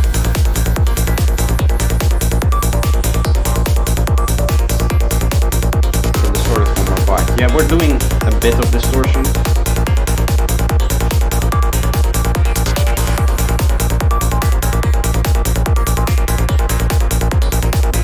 I think my chat is falling behind the stream here. It doesn't look on my end, but maybe Cider, because on YouTube it's possible on YouTube that you're behind on like the stream. So then there's the button to click, which when you click it, it goes live, right? And then it gives you the red icon. If that's not showing for you, then you're behind on the stream, and it tells you by how much. We can definitely do something with this distortion, maybe push it a bit here and then transition a bit here. The red dot is red. Okay, then you might have missed out, but we're using the pedal for a bit of distortion to get the kind of mid-range, this area that I want.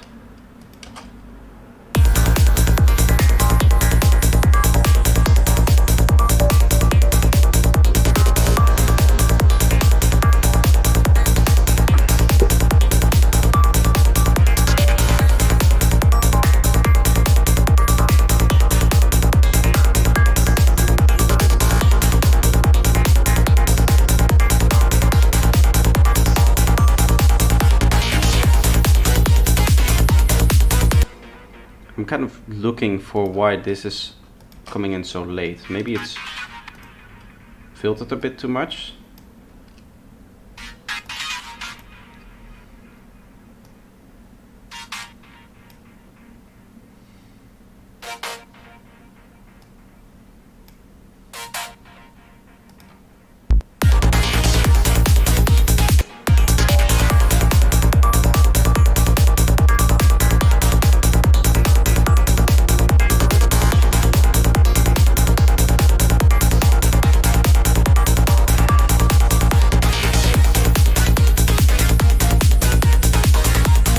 I think the transition is a bit rough here.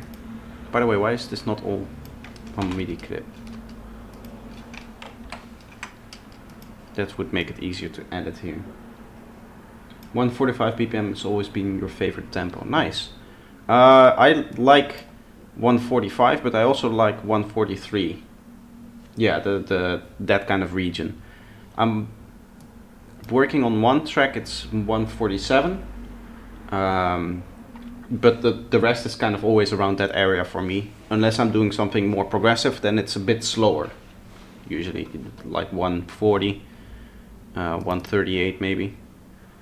It might be a good idea to like slowly fade this out with the filter by going more high end, so it becomes transitional, right?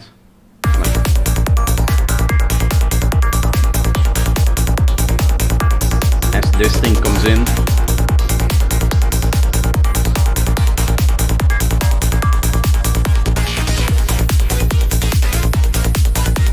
I think I like that more than without the filter, because then suddenly you're like missing this bulk mid-range that's there.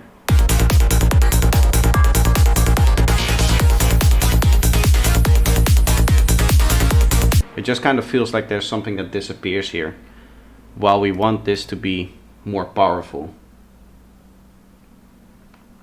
Maybe till 155. Yeah, I could see that. I'm also, when I go to psytrance parties, I'm a big fan of the 180, 190 BPM stuff. But for producing, that's just not kind of my personal style of making it. But I can definitely like listen to it.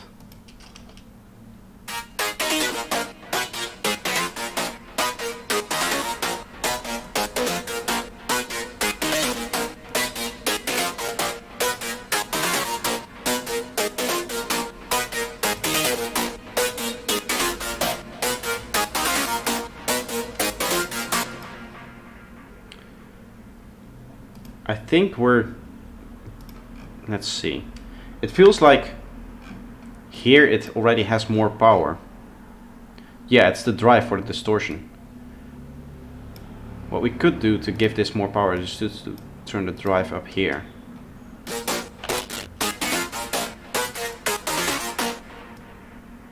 And then it transitions a bit better, I think.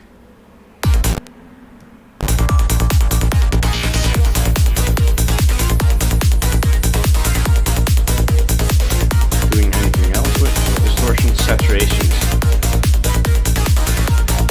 going up over time, I think, yeah.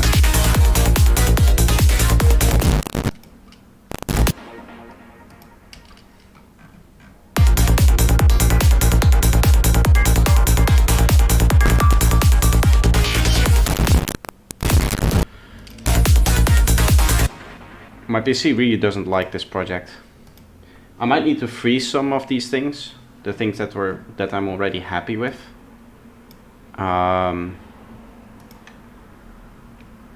Let's quickly do, what is this? This is that ARP, right? Yeah.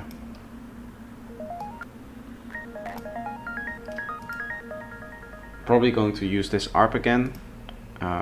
That's the annoying thing. While I'm not finished, I don't like to freeze things, because then I'm just incapable of reusing it.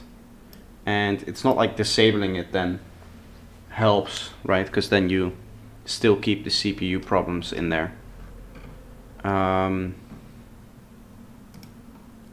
Just kind of wondering what's causing the problem. It might just be the sheer number of tracks that we have that, well, it's not that bad. I've had worse. Maybe we just have to deal with how many channels do I have currently in this project? 116.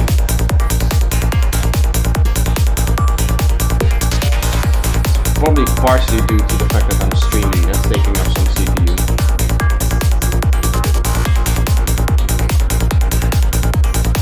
Like OBS is using 20% of the CPU right now.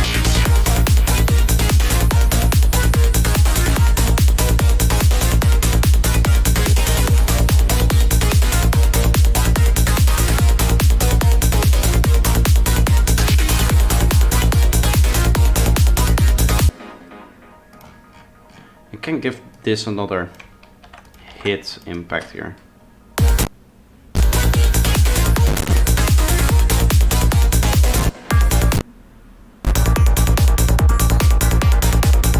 I think it's because I'm streaming, because right now I can see 25% of the CPU is being used by OBS.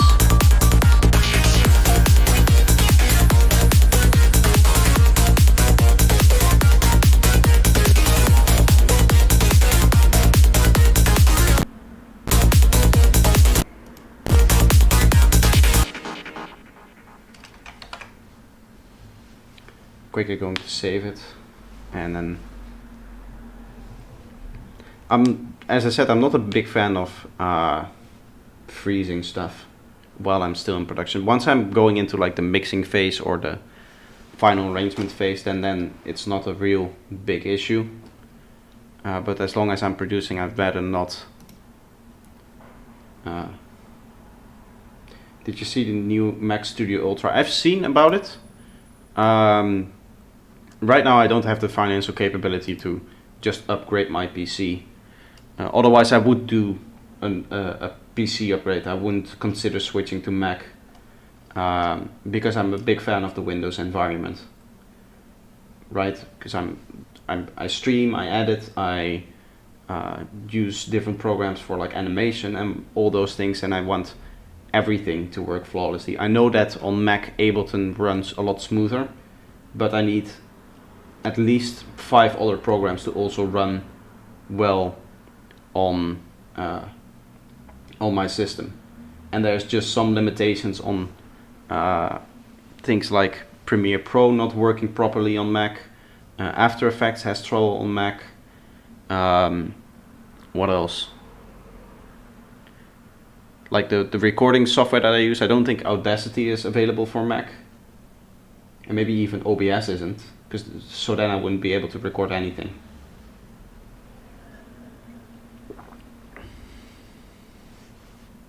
But I would consider the next big update that I would do to my setup is definitely my computer, because I can feel it, especially when I'm streaming, just constantly letting me down with CPU performance mainly, but also I get a lot of slowdowns of Ableton when I'm inspecting exported stems.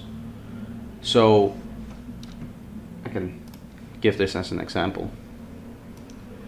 If I go here,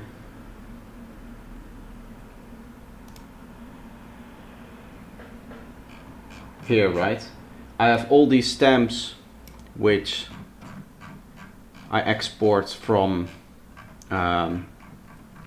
one song. So this is all not there. Let's see how many files that are. These are 90 items, 90 files, right? Which are all full-length 8-minute WAV files. So if I inspect these, let me just put it like right there. If I inspect these in Ableton, it's 16 gigabytes, right, of stuff. And I get a lot of issues with Ableton just rightfully not having enough memory, because I only have 16 gigabytes of memory. So it needs to put them on the disk, and it becomes really, really slow. I'm not sure who has that much.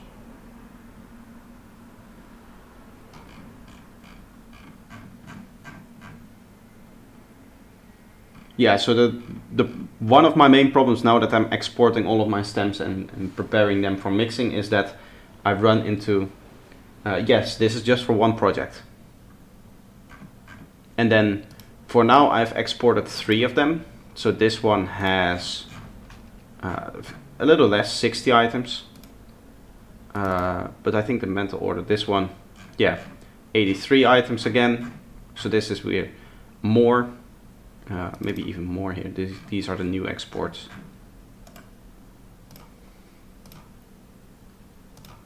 If I remove all of this, we should be able to see.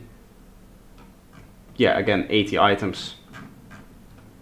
So there's a lot of stuff there. Have a nice day, MindB.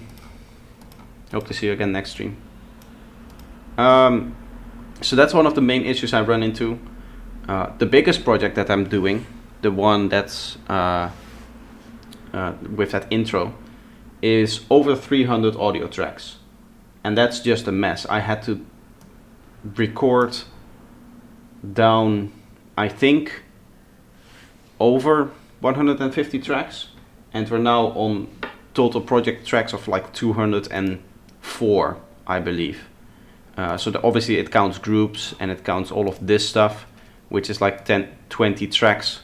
So we're in the ballpark of like 300 audio tracks in total that that are like have actual information on them.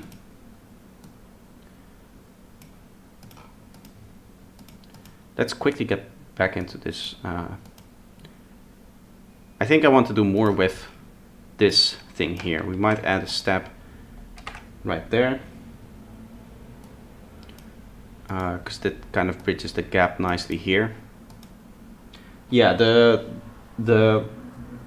that particular project, that project for the intro, it's huge. It was, well, it kind of flowed naturally, because what I did is I found that vocal, right? I can quickly show off that project. I've shown this off before, but I'm really proud of how that sounds, so I'll show it off again. I found this vocal, which is this one.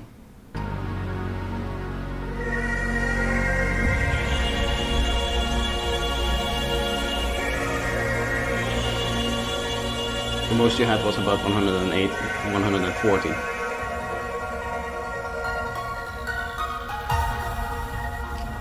Yeah, it's not that it's complex in that there's a lot of sound. So take this drum loop here. You'll hear there's like a big drum loop in here. This wasn't a loop that I found. It was a loop I created from about 40 different samples, all kind of background elements and little things. And the whole idea, the whole feeling behind the track was that I had that vocal and everything just kind of naturally flowed around it. First of all, it's a long track. It's 11 minutes, coming up to 12 minutes, right? The whole project. And the intro, it's like 4 or 5 different sections. So you have the first section, which has this lush kind of pluck. This one. It's this melodic element. And then here, it's already a different pluck. So I could have just put in the same pluck and nobody would notice, but I was so in the moment saying like, okay, this is a different section, I'll put in a different pluck. So that's another audio track. Right? And then this drum sequence that I spent a good 5 hours on, or not 5, 3 hours on, getting it to work. It's like 40 samples all put together.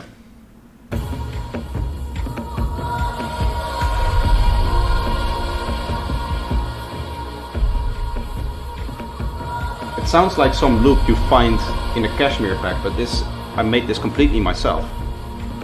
With all the little slides and all the little details on top of it that you don't really hear in the full mix.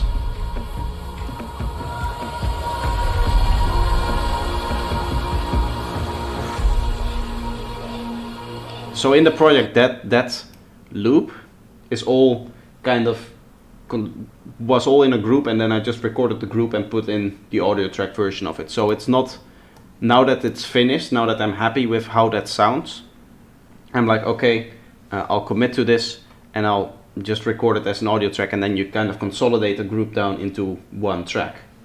So that's how you kind of diminish the CPU on that. And the same for the loop that sits in here, which is completely different samples, completely different loop. But I also made that in the same way, in that I stacked samples on top of each other until I had the kind of loop that I was looking for. And then I was like, okay, this is it, I'll commit to this. And I just recorded it down into one single audio track. And that's kind of how I work when I have major CPU issues. Not in this kind of project here, where we once in a while have a little crackle, but like not being able to actually listen to it.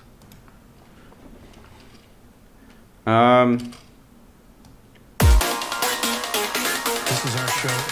Sound like from Bulgarian folklore. They are. That's the famous Bulgarian folklore sound that's also in Sahara by It's not Asterix. the physical. The problem was like a spiritual crisis energy. A spiritual crisis.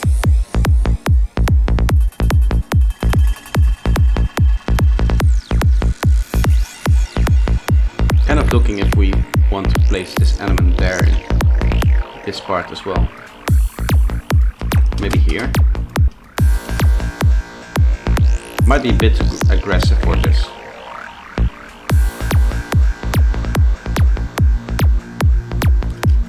At least there. I would maybe find it here when that synth is playing.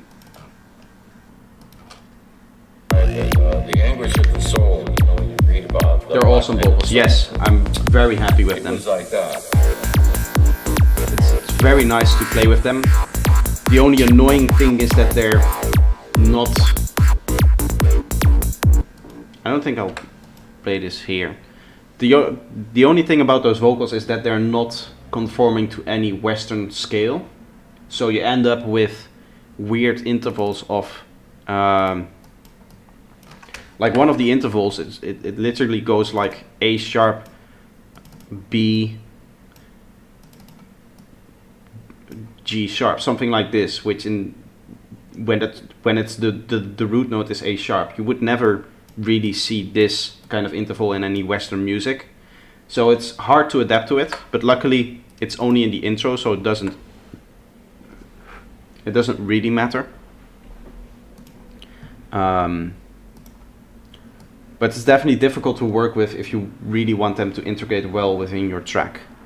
And I'm sure you've also found this, that like the musical detail of it, it's just not what we're used to in like Western traditional music, which still Psytrance just kind of follows.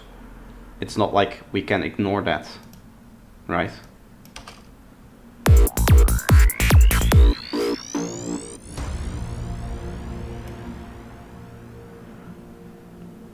I think we should probably work on this break a bit, because it's very boring.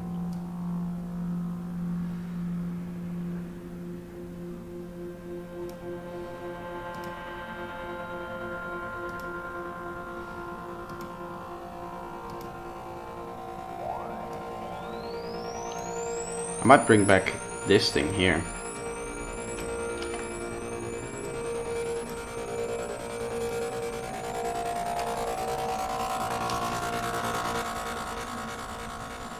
Like right here. So it sits right on that, and then we'll just have it stop here.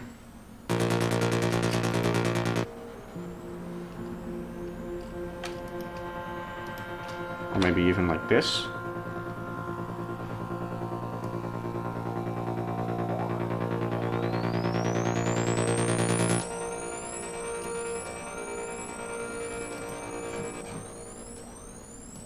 If we want to make that transition, we should probably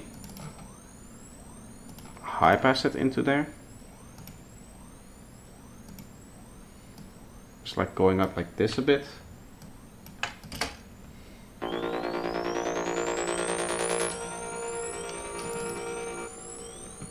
We'll have some reverb going on. I'm sorry for this sound here. We'll turn that off. Annoying alarm kind of thing.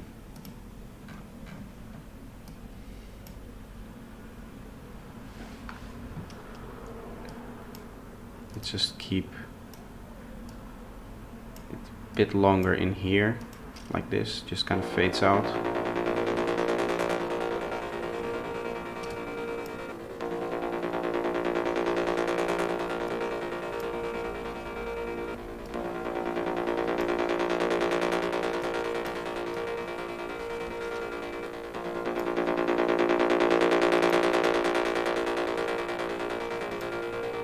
For the first one we don't want it, so we start off like dry, because then also it's dry there. Just kind of comes in like this.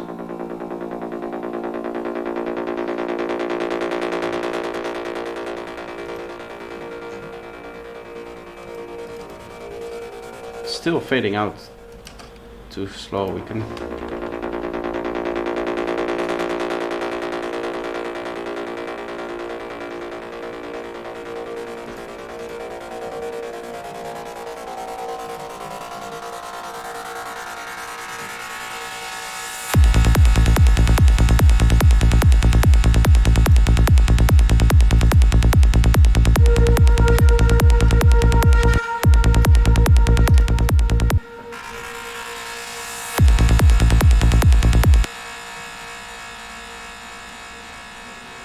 Am I boosting the volume of this thing here? Let me... I feel like it suddenly becomes a lot louder here.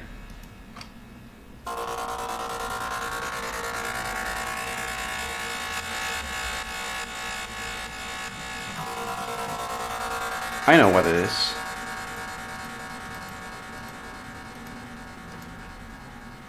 Has to do with this.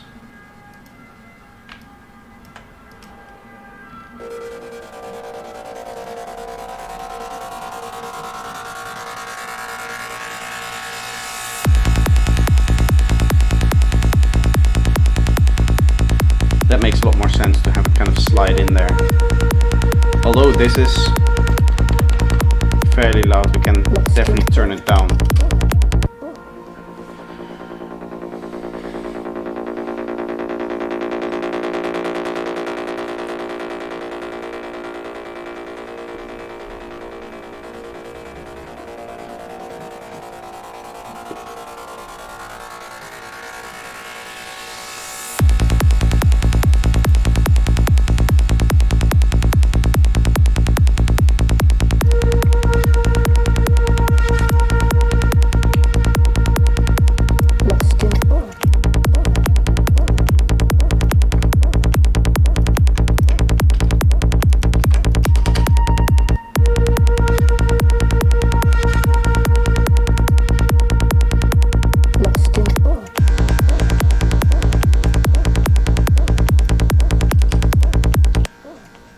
Maybe we'll do little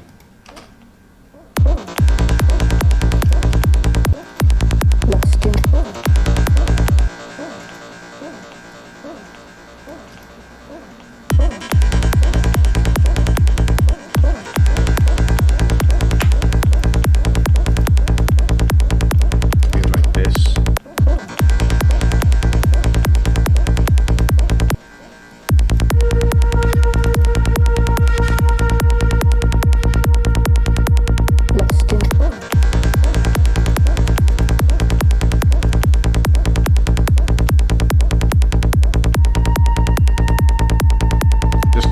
Helps with the introduction of our gritty extra bass line. This thing.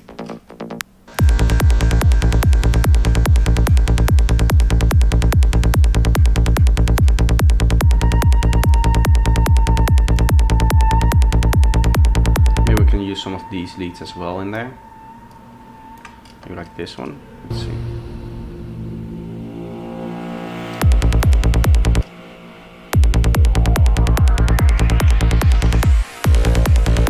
That's a bit cooler, I'd say. So we put this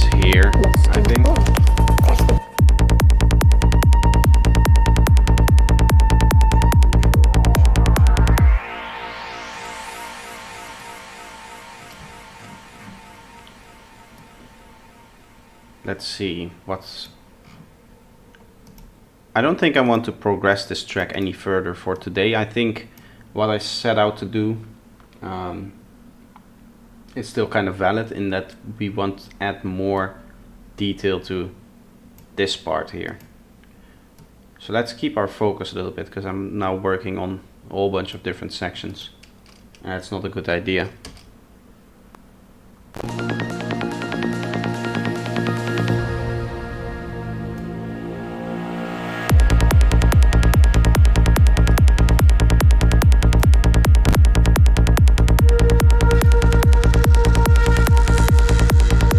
Might want to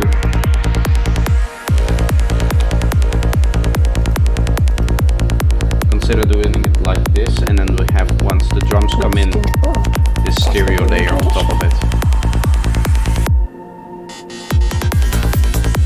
Because it's also nicely announced by this lead here.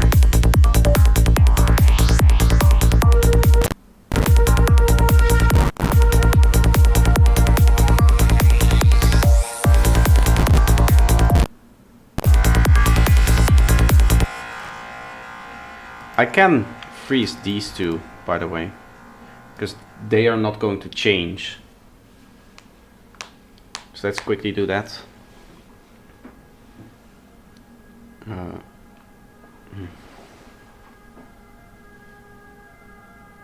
get myself something to drink in my next break. I'll take a break in about 20 minutes, 15 minutes, something like that, and then we'll do the last segment of the stream. I don't know, today it's not the best in terms of activity happening.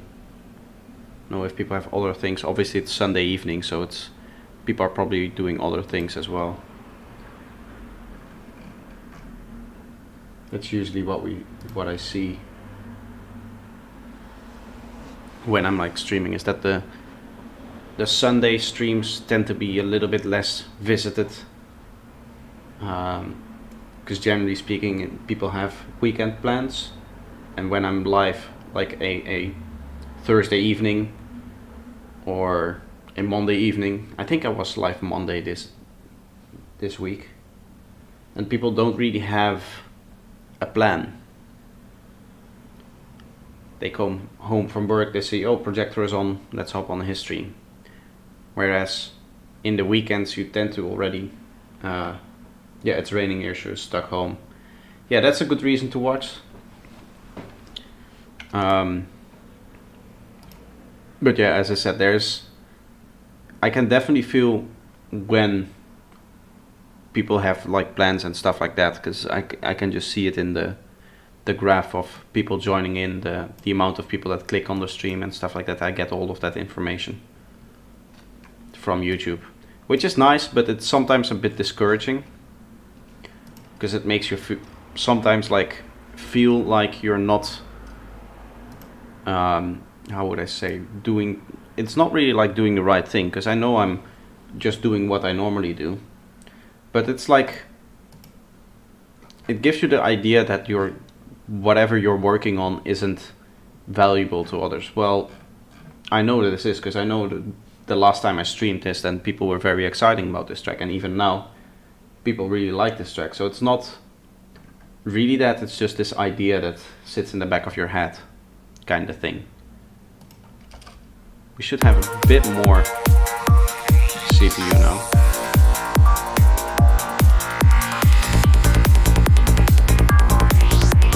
These people will still see it later. Yeah, I can definitely see that. You may have a spiritual awakening.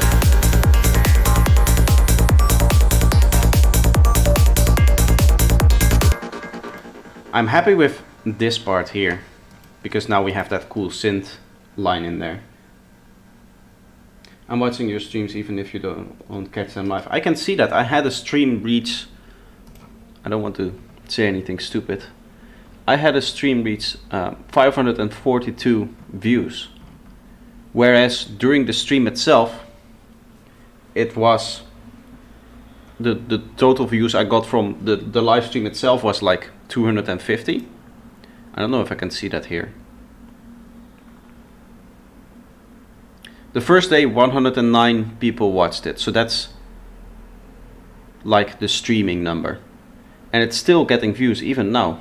Right now, like two views between 4 and 5 p.m. today, and that's 47 days later. So that just tells me that even if I'm now not getting the viewership that I'm trying to get, it's still beneficial for people who will watch it later. So it's kind of crazy to think that so many people watch a live stream when it's not live. But that just goes to show that people really like it. And that just only helps me, right?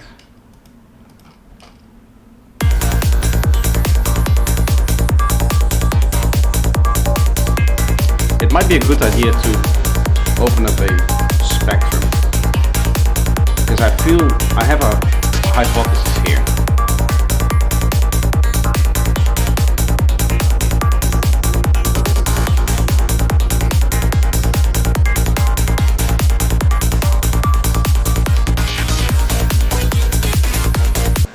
Apart from that one spike that sits in this lead sound, which we might consider fixing,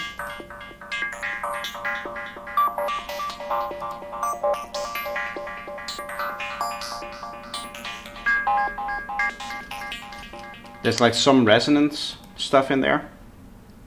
Might be that I just have this resonance too high. If we turn that down to like here,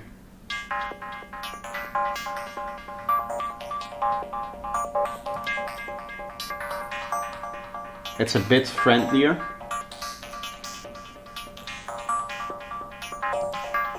Unlike the ears not having such huge spikes. I could EQ that, but it's kind of the characteristic of the sound, and I think it's okay right now. Like, it's not that big spike that we saw before here, where it suddenly spiked very, very high.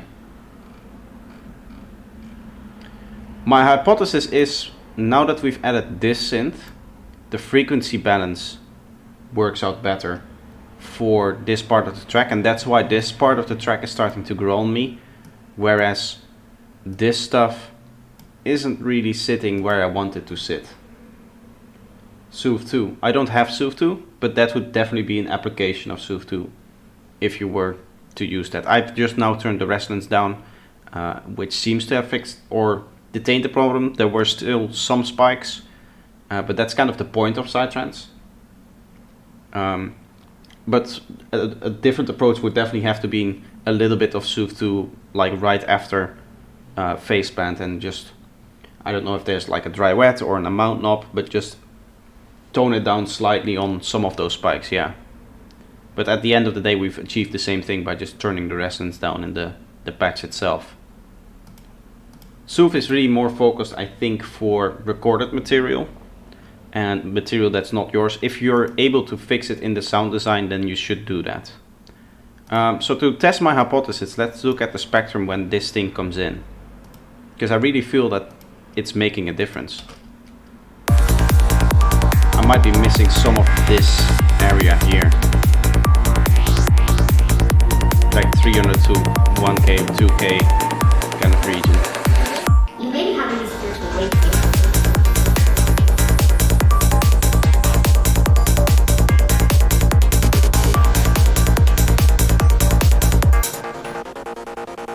Yeah, you see that it's where it's filling it. I cannot really see it sitting there.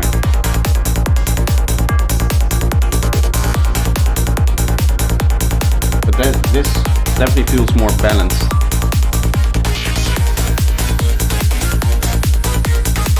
Also maybe slightly tone down that side.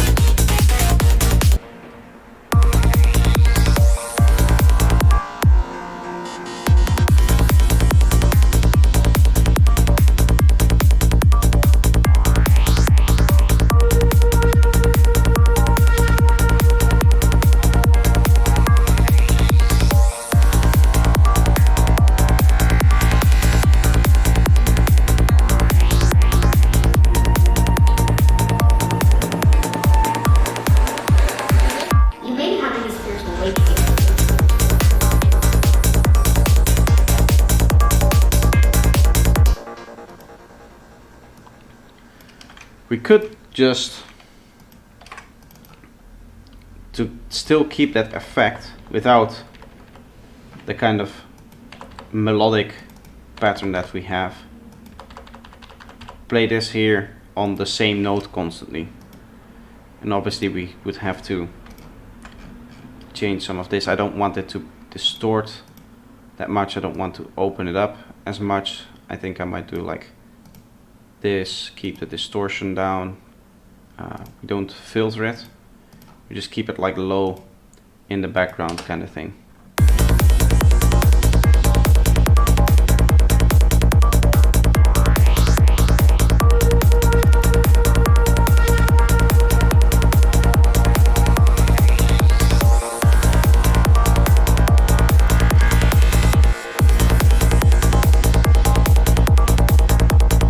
I'm not getting the melody, I'm just having it come in here.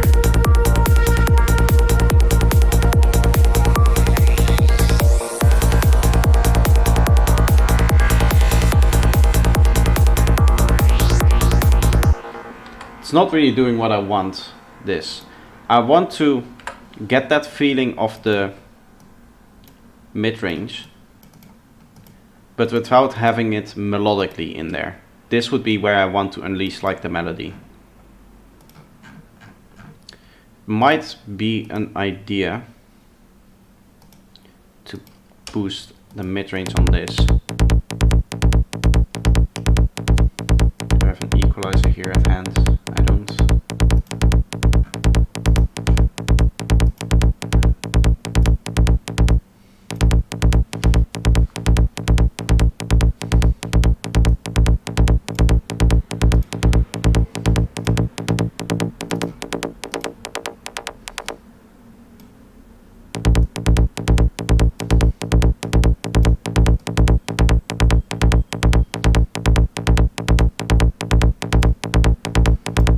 Slight boost in that grid area, maybe.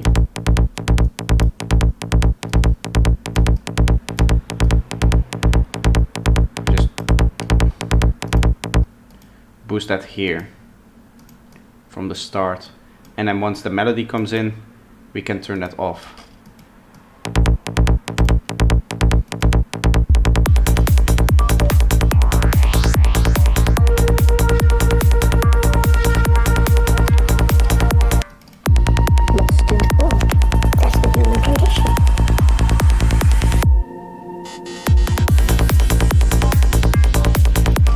Even here.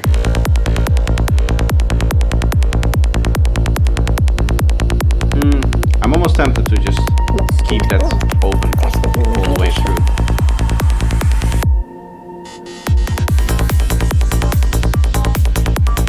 Because I feel like it's rounding it out, right? Like, listen to the difference. I don't need to group anymore. If I just play from the start, there it would be the most noticeable, I think.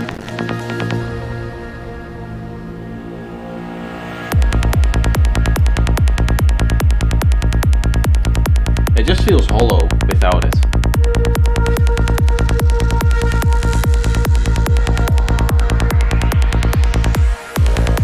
Might be that it's a bit too much. We'll slightly shave off like this.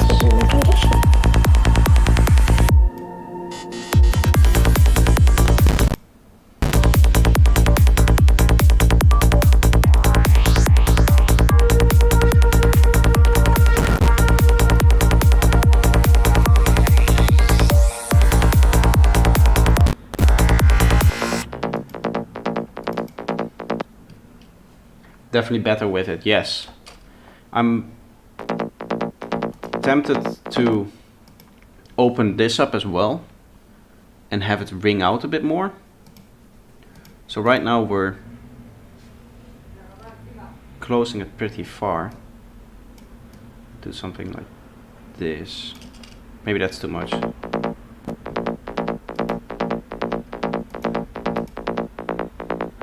Even this one, it doesn't have the openness that I want out of it, I think.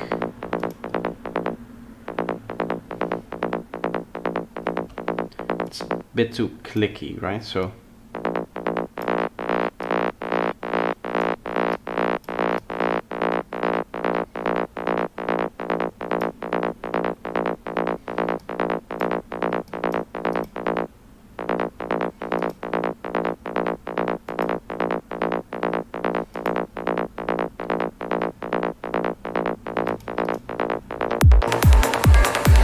You may have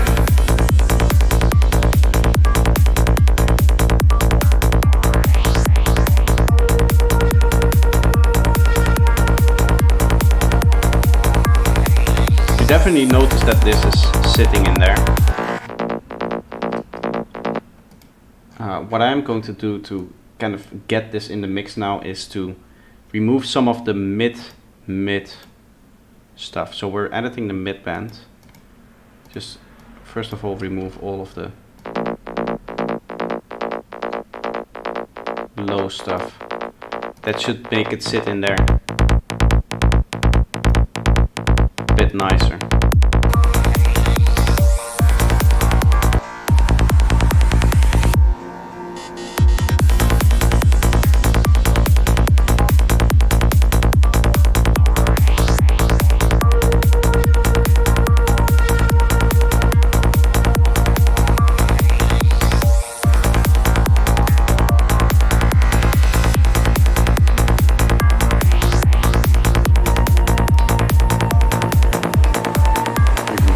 Balance it a bit more to brightness.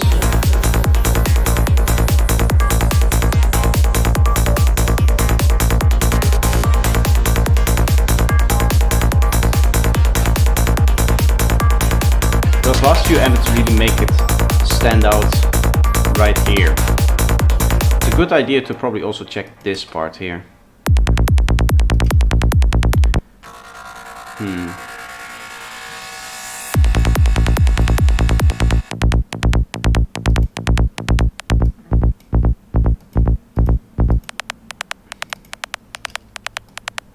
Yeah, we might be a bit too clicky there, a bit too enthusiastic on the click itself. I do like the brightness of it, so I'm going to set the EQ itself back.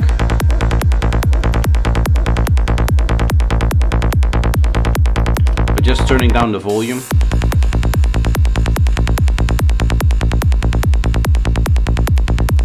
Really helps there.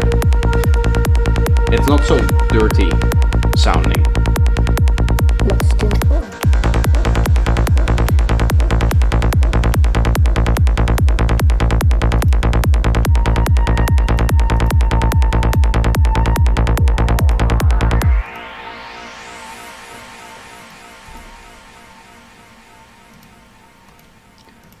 Let's quickly see. If I put a little LFO tool on it, on the 16 note here, it doesn't really have the releasey feeling that I want from it. See, it's basically a bit of a mess. If I put this at 16 notes and just kind of slightly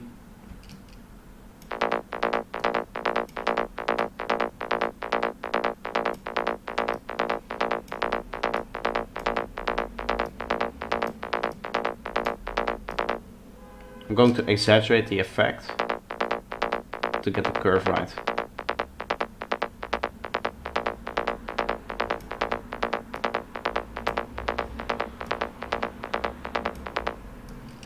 That's kind of the plucky feeling that we're after.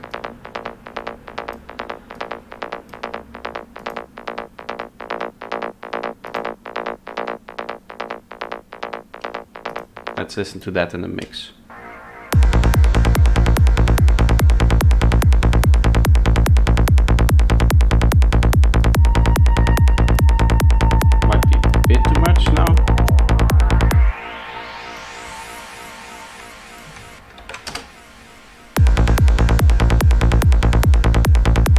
Now if I feel like it fits nicer on top of the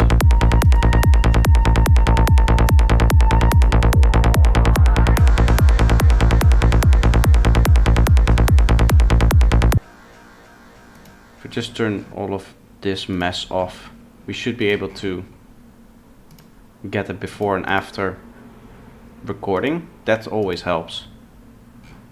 I'll record this.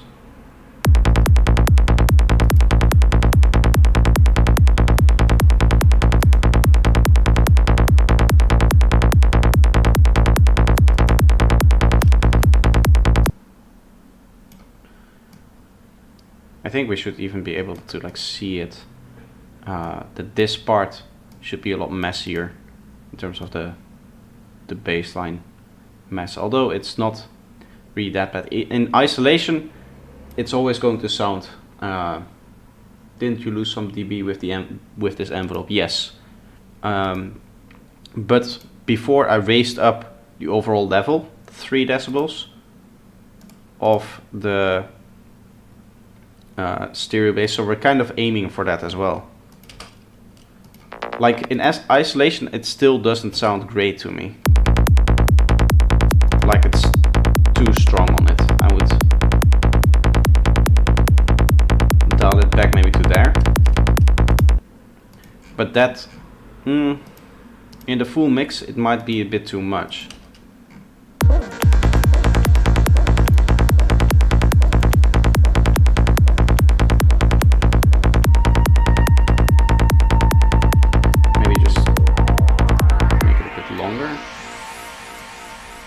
We still dip the volume down like this, but it just goes on for longer.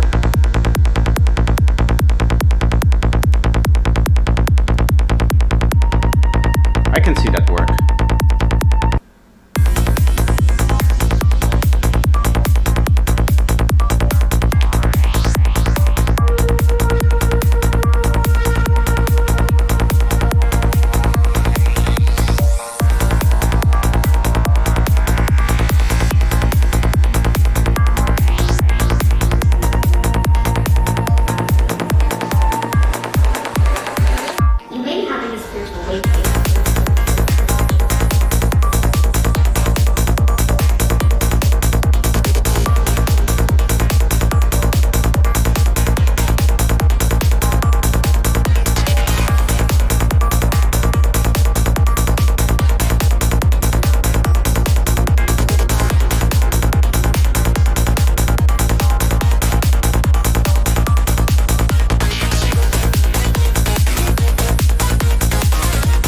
Starting to rethink about that sound being too present everywhere.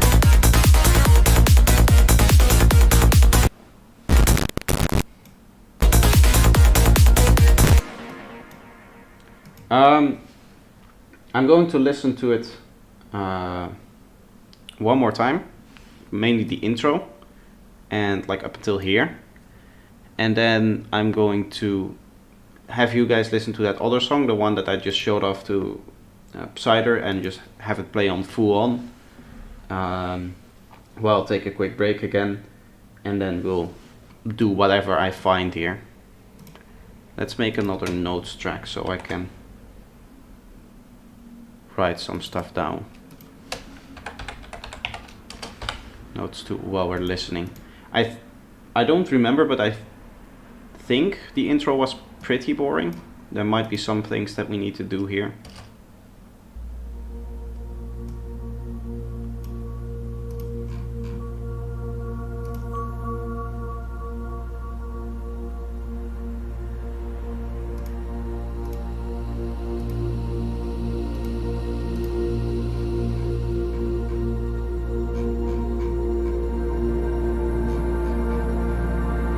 Although it seems to be okay.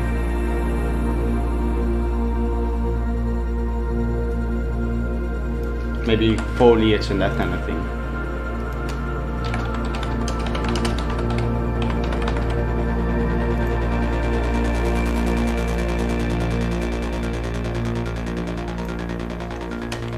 Here I want some more impact.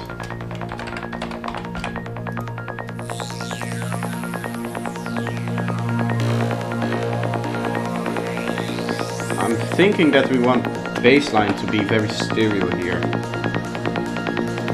Might be something to try.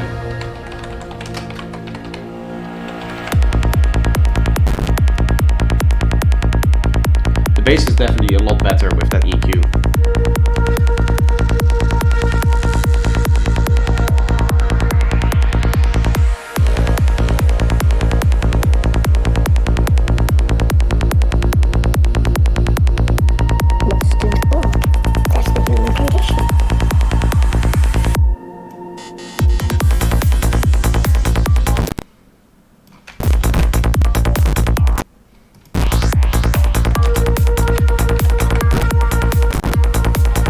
Mainly in this fill area.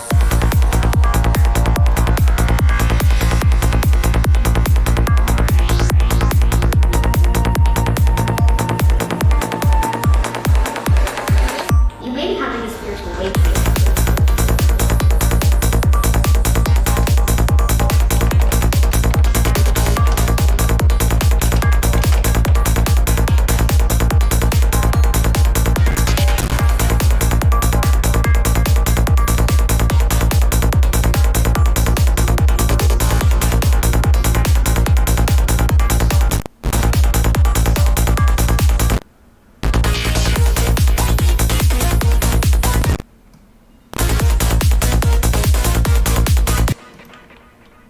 Pretty happy with that. I think let's listen to this build. That's the final thing I'll listen to, and then I'll make my decisions on what I'll do next, because I'm not planning on streaming a lot longer than that.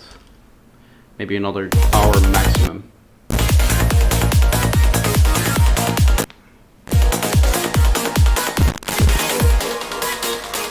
This is our show.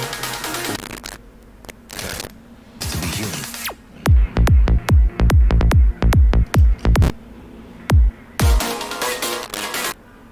This is our show. I can potentially just freeze this, because it's causing me a lot of problems, and it's not like we need this anywhere else. I'm not going to put that in the second drop.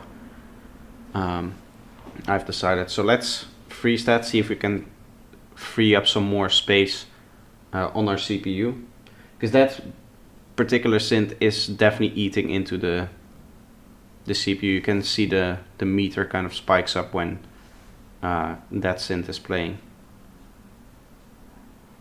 I'll also remove its counterpart, the one that's fading it in, because I'm pretty happy with how that sounds as well, so we'll just commit to it.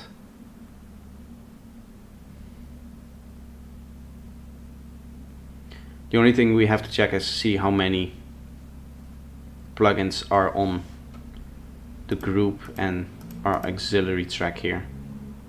There's a lot happening here. Envelope follower is usually not the nicest thing on the...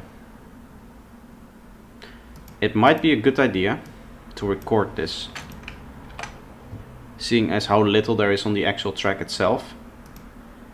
I'm thinking that most of the CPU problems are either caused here or here.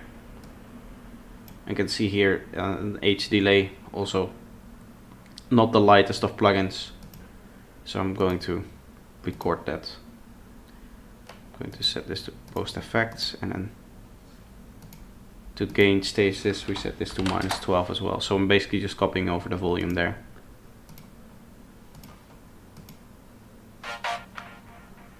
Yeah, you can see just soloing it, it's a high CPU mess.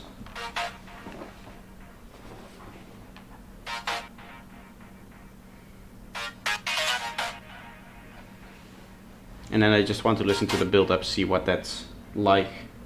If we can get it without any CPU crackling, that's ideal.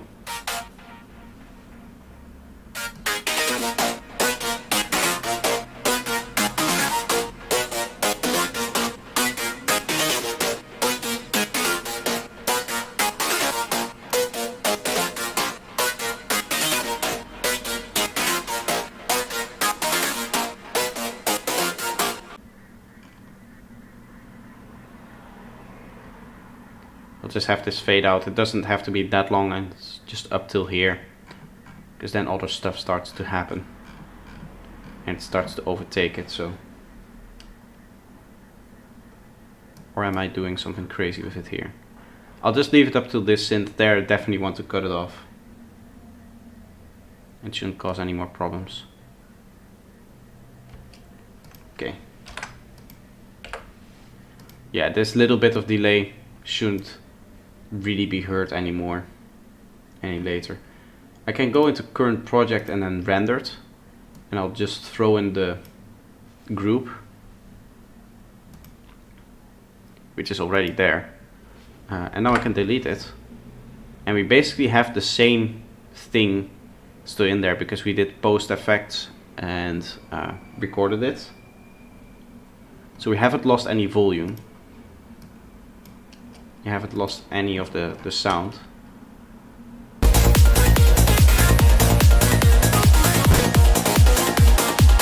And we haven't lost any of the CPU problems apparently. This is our show where we explore every aspect of what it means to be human.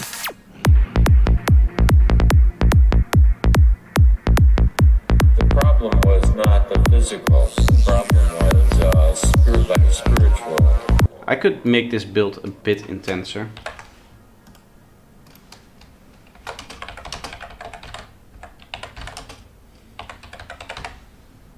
A bit intenser builds. Okay, so these are the 1, 2, 3, 4, 5, 6 things we'll do after the break, and then I'll finish for today. Then I'm perfectly in time with the other things that I have to do. So, as I promised, I'm going to have you guys listen to that other song,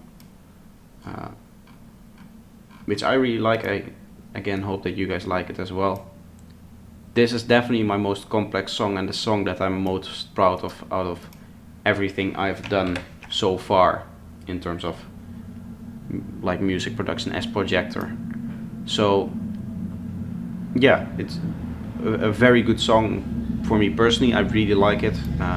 So yeah, we'll just have that as the break song.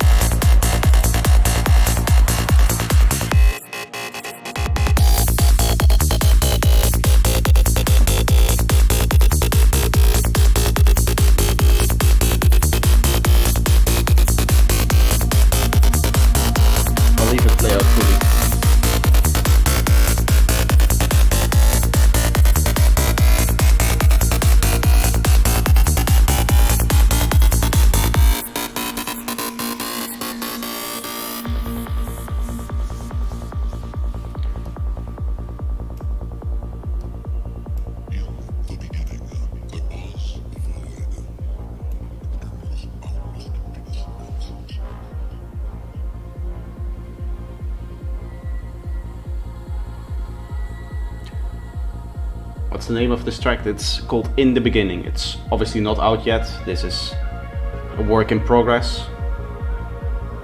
It still needs to be mixed. There's still a few little details in the production part, but it's very close to finished. I might change one or two synths around, change some vocals. This is one of these interesting topics where a lot of times people ask me if I believe the Big Bang Theory. Instead of saying that I believe them, we have overwhelming evidence that the universe was once very small and very hot. That much is absolutely true.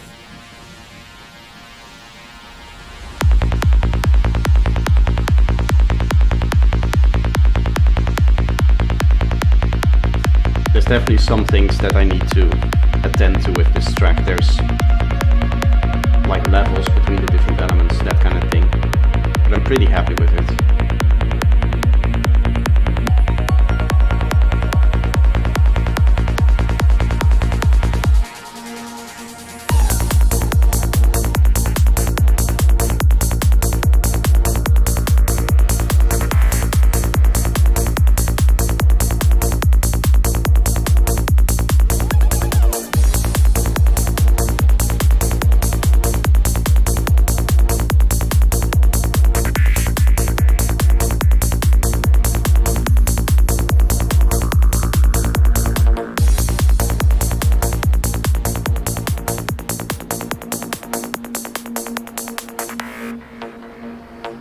This is a bit of a boring part, maybe.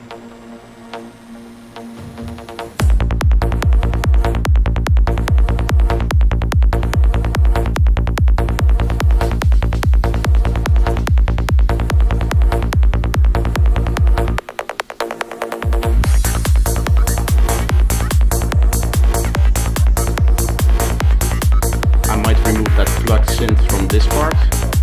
It's one of the considerations I'm thinking of.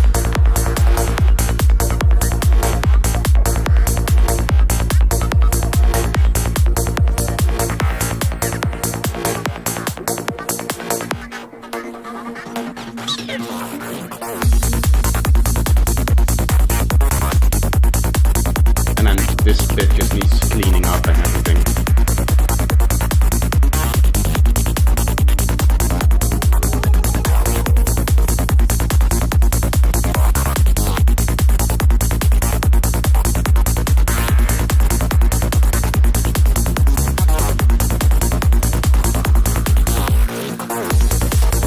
This lead sound that's playing now is such a headache to make. Has like all the small edits in there. The whole automation was done manually.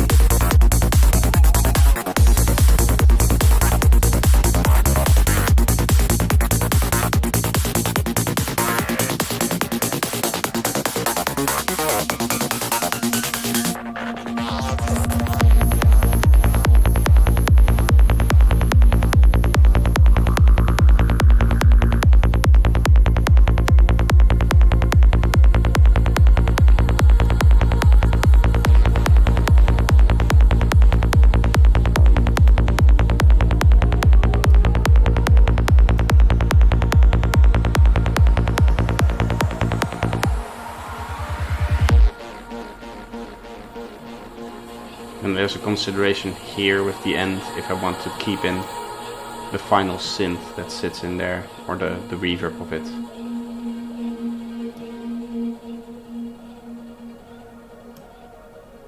That plug reverb, I might not want that in there.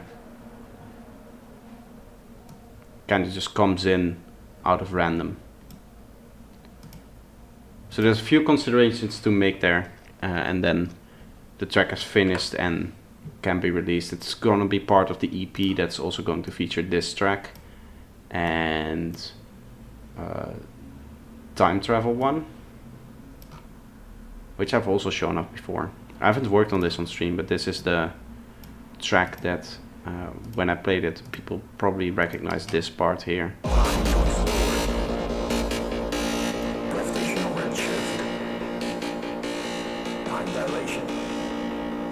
You might recognize that. So those are the three tracks that are finished now. And I think I can find another one that's gonna be on there, which I don't think this is the full render of it. This is the track that I was talking about, that's 147.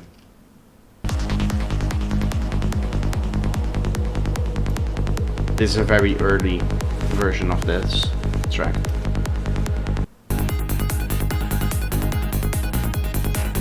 I think I posted this one on Discord a while back. But there's basically going to be 4 tracks. It's like a mini EP, and I might release it before the album. If the album videos take too long to make, then I'll release this EP before it, so I kind of have a bridge over it. I'm still aiming for having the album out by this summer, which is a lot later than I wanted it to be. But the music video is just taking too much time, and I want to do that correctly and making it sound, or making it look good, right, for a first album. The annoying bit is that once you start releasing music that you've made later, then there's a little bit of a difference in like the quality of it. But I'm still very, very happy with the album and what it does, what it represents in terms of my music, so that's okay.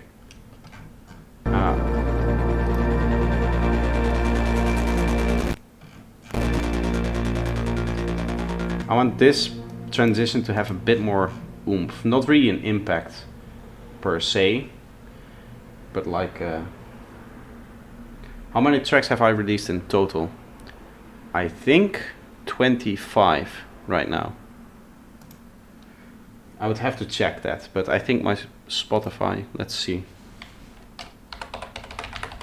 I have a playlist of all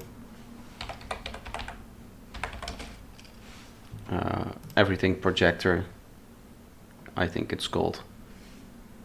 That has everything that I've released. I'll quickly check. Everything by projector. Let's see how many tracks. 21 songs are in there. And that literally has everything from stuff I released from November 23rd of November. No, that's when I added it. Yeah, this is like 3 years of what I've released. This is all of my music that's currently like released and out there. And I think with the album and everything combined, it's almost the same amount of stuff that I haven't released yet that I'm planning on releasing, hopefully this year. If I can get everything done, the music video is really holding me back. That's the annoying thing to do, because it's just boring.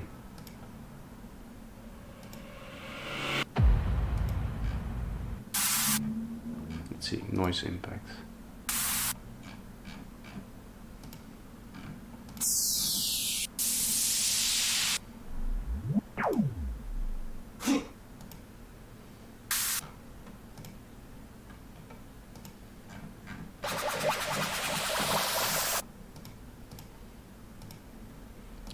Kind of looking for what I want here. Maybe like a sweep up and down.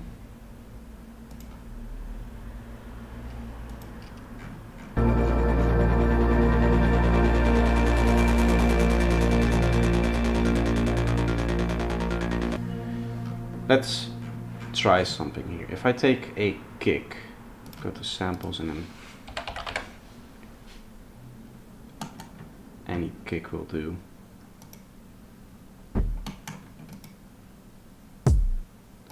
Something like this, which has a nice bit of high end.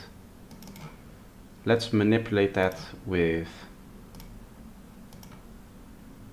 Valhalla Supermassive, because that makes like really big release tails. If you set the mode to Andromeda, I believe, you set warp to 100, set feedback up,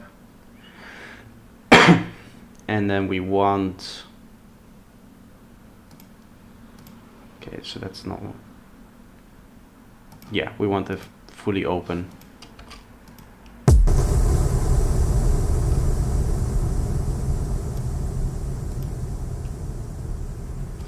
something like this. If I render this out, we can turn that into like a sweep thing with a bit of EQ and a bit of processing.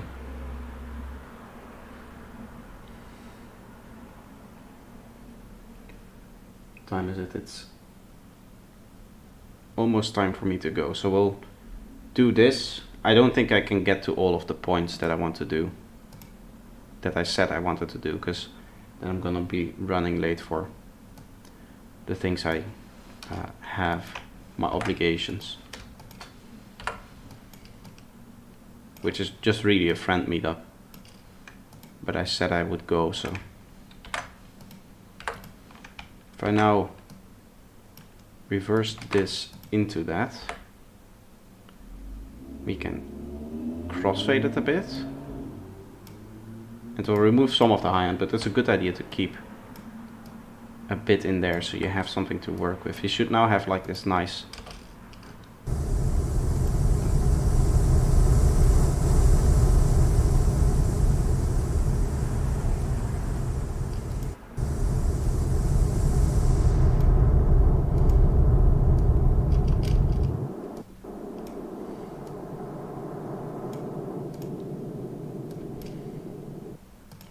you can go from here to there and then just like up like this, maybe bit of that high end coming back in.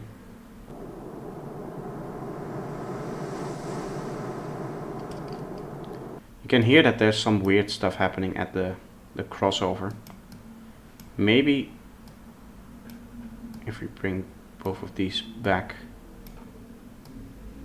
one like that and then fade between them, it would be better. Just a little fade.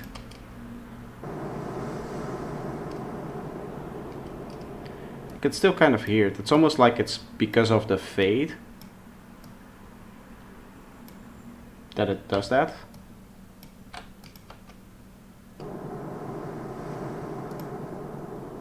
Well, it's less, so that's okay.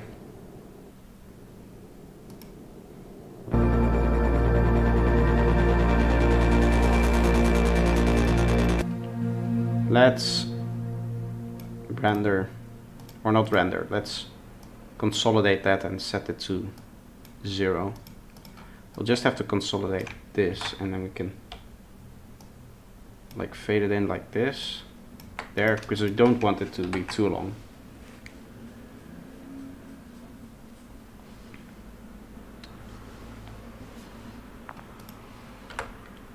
These two.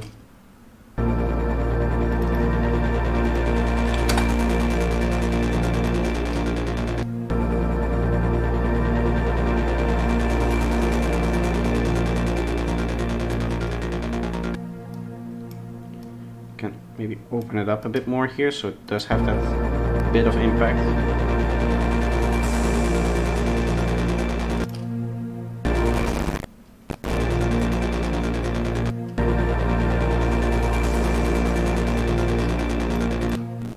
No, that's not really what I want.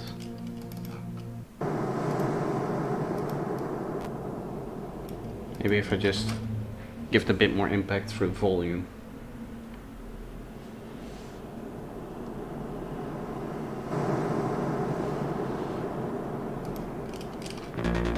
That's kind of what we're after.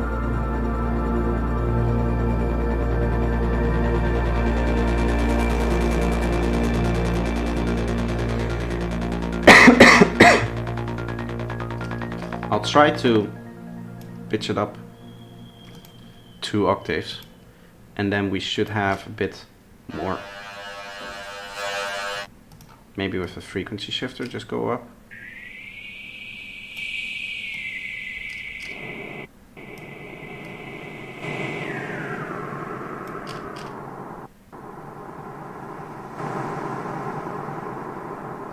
Get a bit more high end. We can even double that up.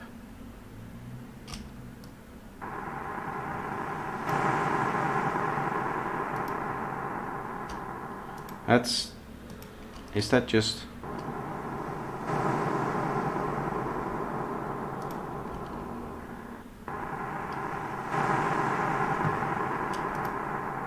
The crackling might be CPU related, so just to test that I'm going to freeze it and see if it then is still there, the CPU crackles.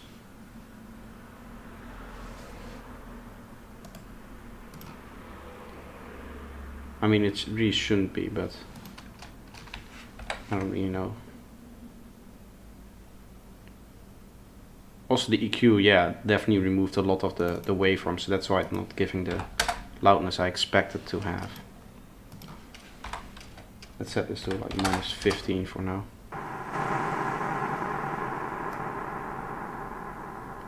Okay, so it's definitely crackling from that frequency shifter. That might be an issue.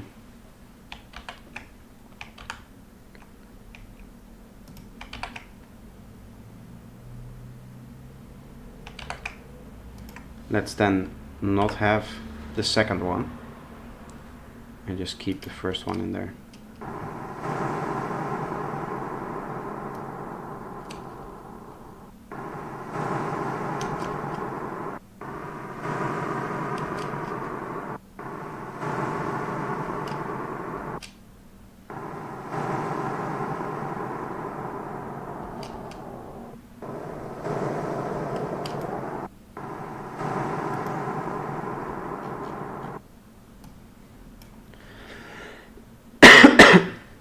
You hear how it like rumbles and stuff?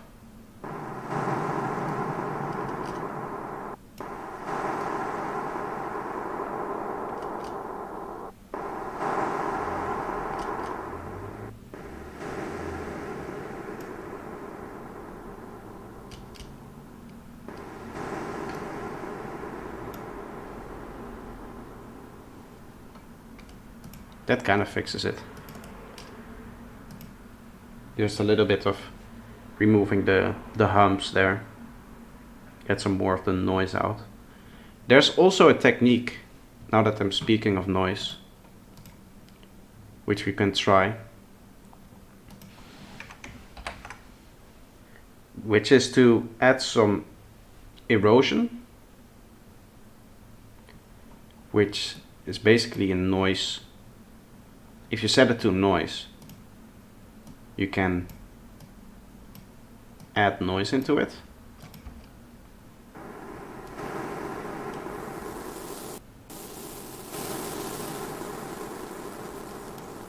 Okay, so that's not what I wanted to do.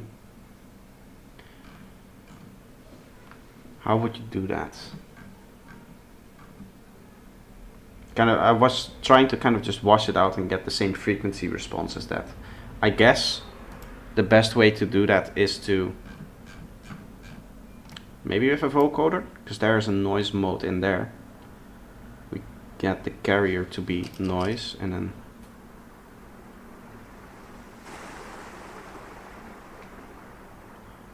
it still keeps that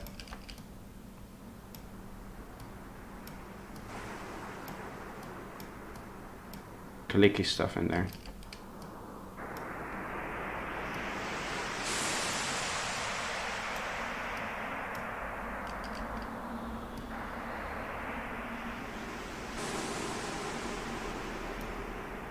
That kind of removes it. Maybe with a formant filter. The idea was to have a noise that follows the same spectrum as this sample. But this vocoder seems to do the trick, at least what I wanted to do. I'm going to freeze that in so I can normalize it again and just commit to it.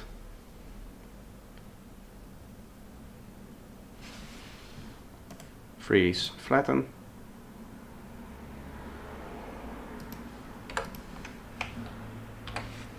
And then you consolidate it, and then you can set it to 0 dB, and we can mix it in then. Okay, so now we've lost a lot of volume here. Let's try with -20, see how it sits in the mix.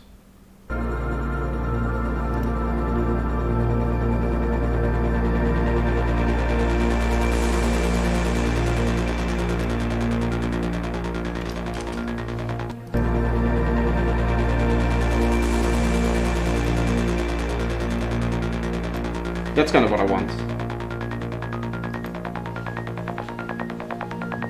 So, yeah, that's cool.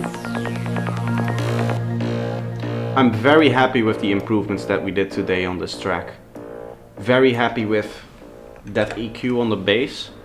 That really brought out the frequencies that this track was missing. I was really looking for something that was like wrong with this track, and now with the new way we're EQing the bass, just this little EQ here is bringing out everything that this track was missing, right? So yeah, we heard it.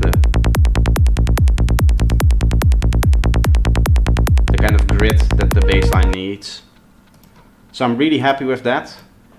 There's still some things that we can work on, but this is a good start to get this part like finished, right? The first drop and the intro, and this part is pretty much finished. I'm pretty happy with this thing, although the bass line could maybe use some work, but that's like mixing, like the mixing phase of it. So hopefully for next stream I'm gonna do sound design requests. If I get enough of them, I want like 2-3 more requests, and then I'll do sound design requests and then atmosphere, and then the stream after that I'll work on this track again. So that's probably going to be the end of next week, maybe. So then I hope to finish this part of the track and just have the production of that completely done. But yeah, that's going to be it for today. I have to go. I have other plans for this evening, meeting up with some friends. So I'm going to do that. And I hope you enjoyed what we had today. There weren't a lot of you, but I hope that I entertained at least the ones who stayed. So yeah, this is going to be it. And until the next one.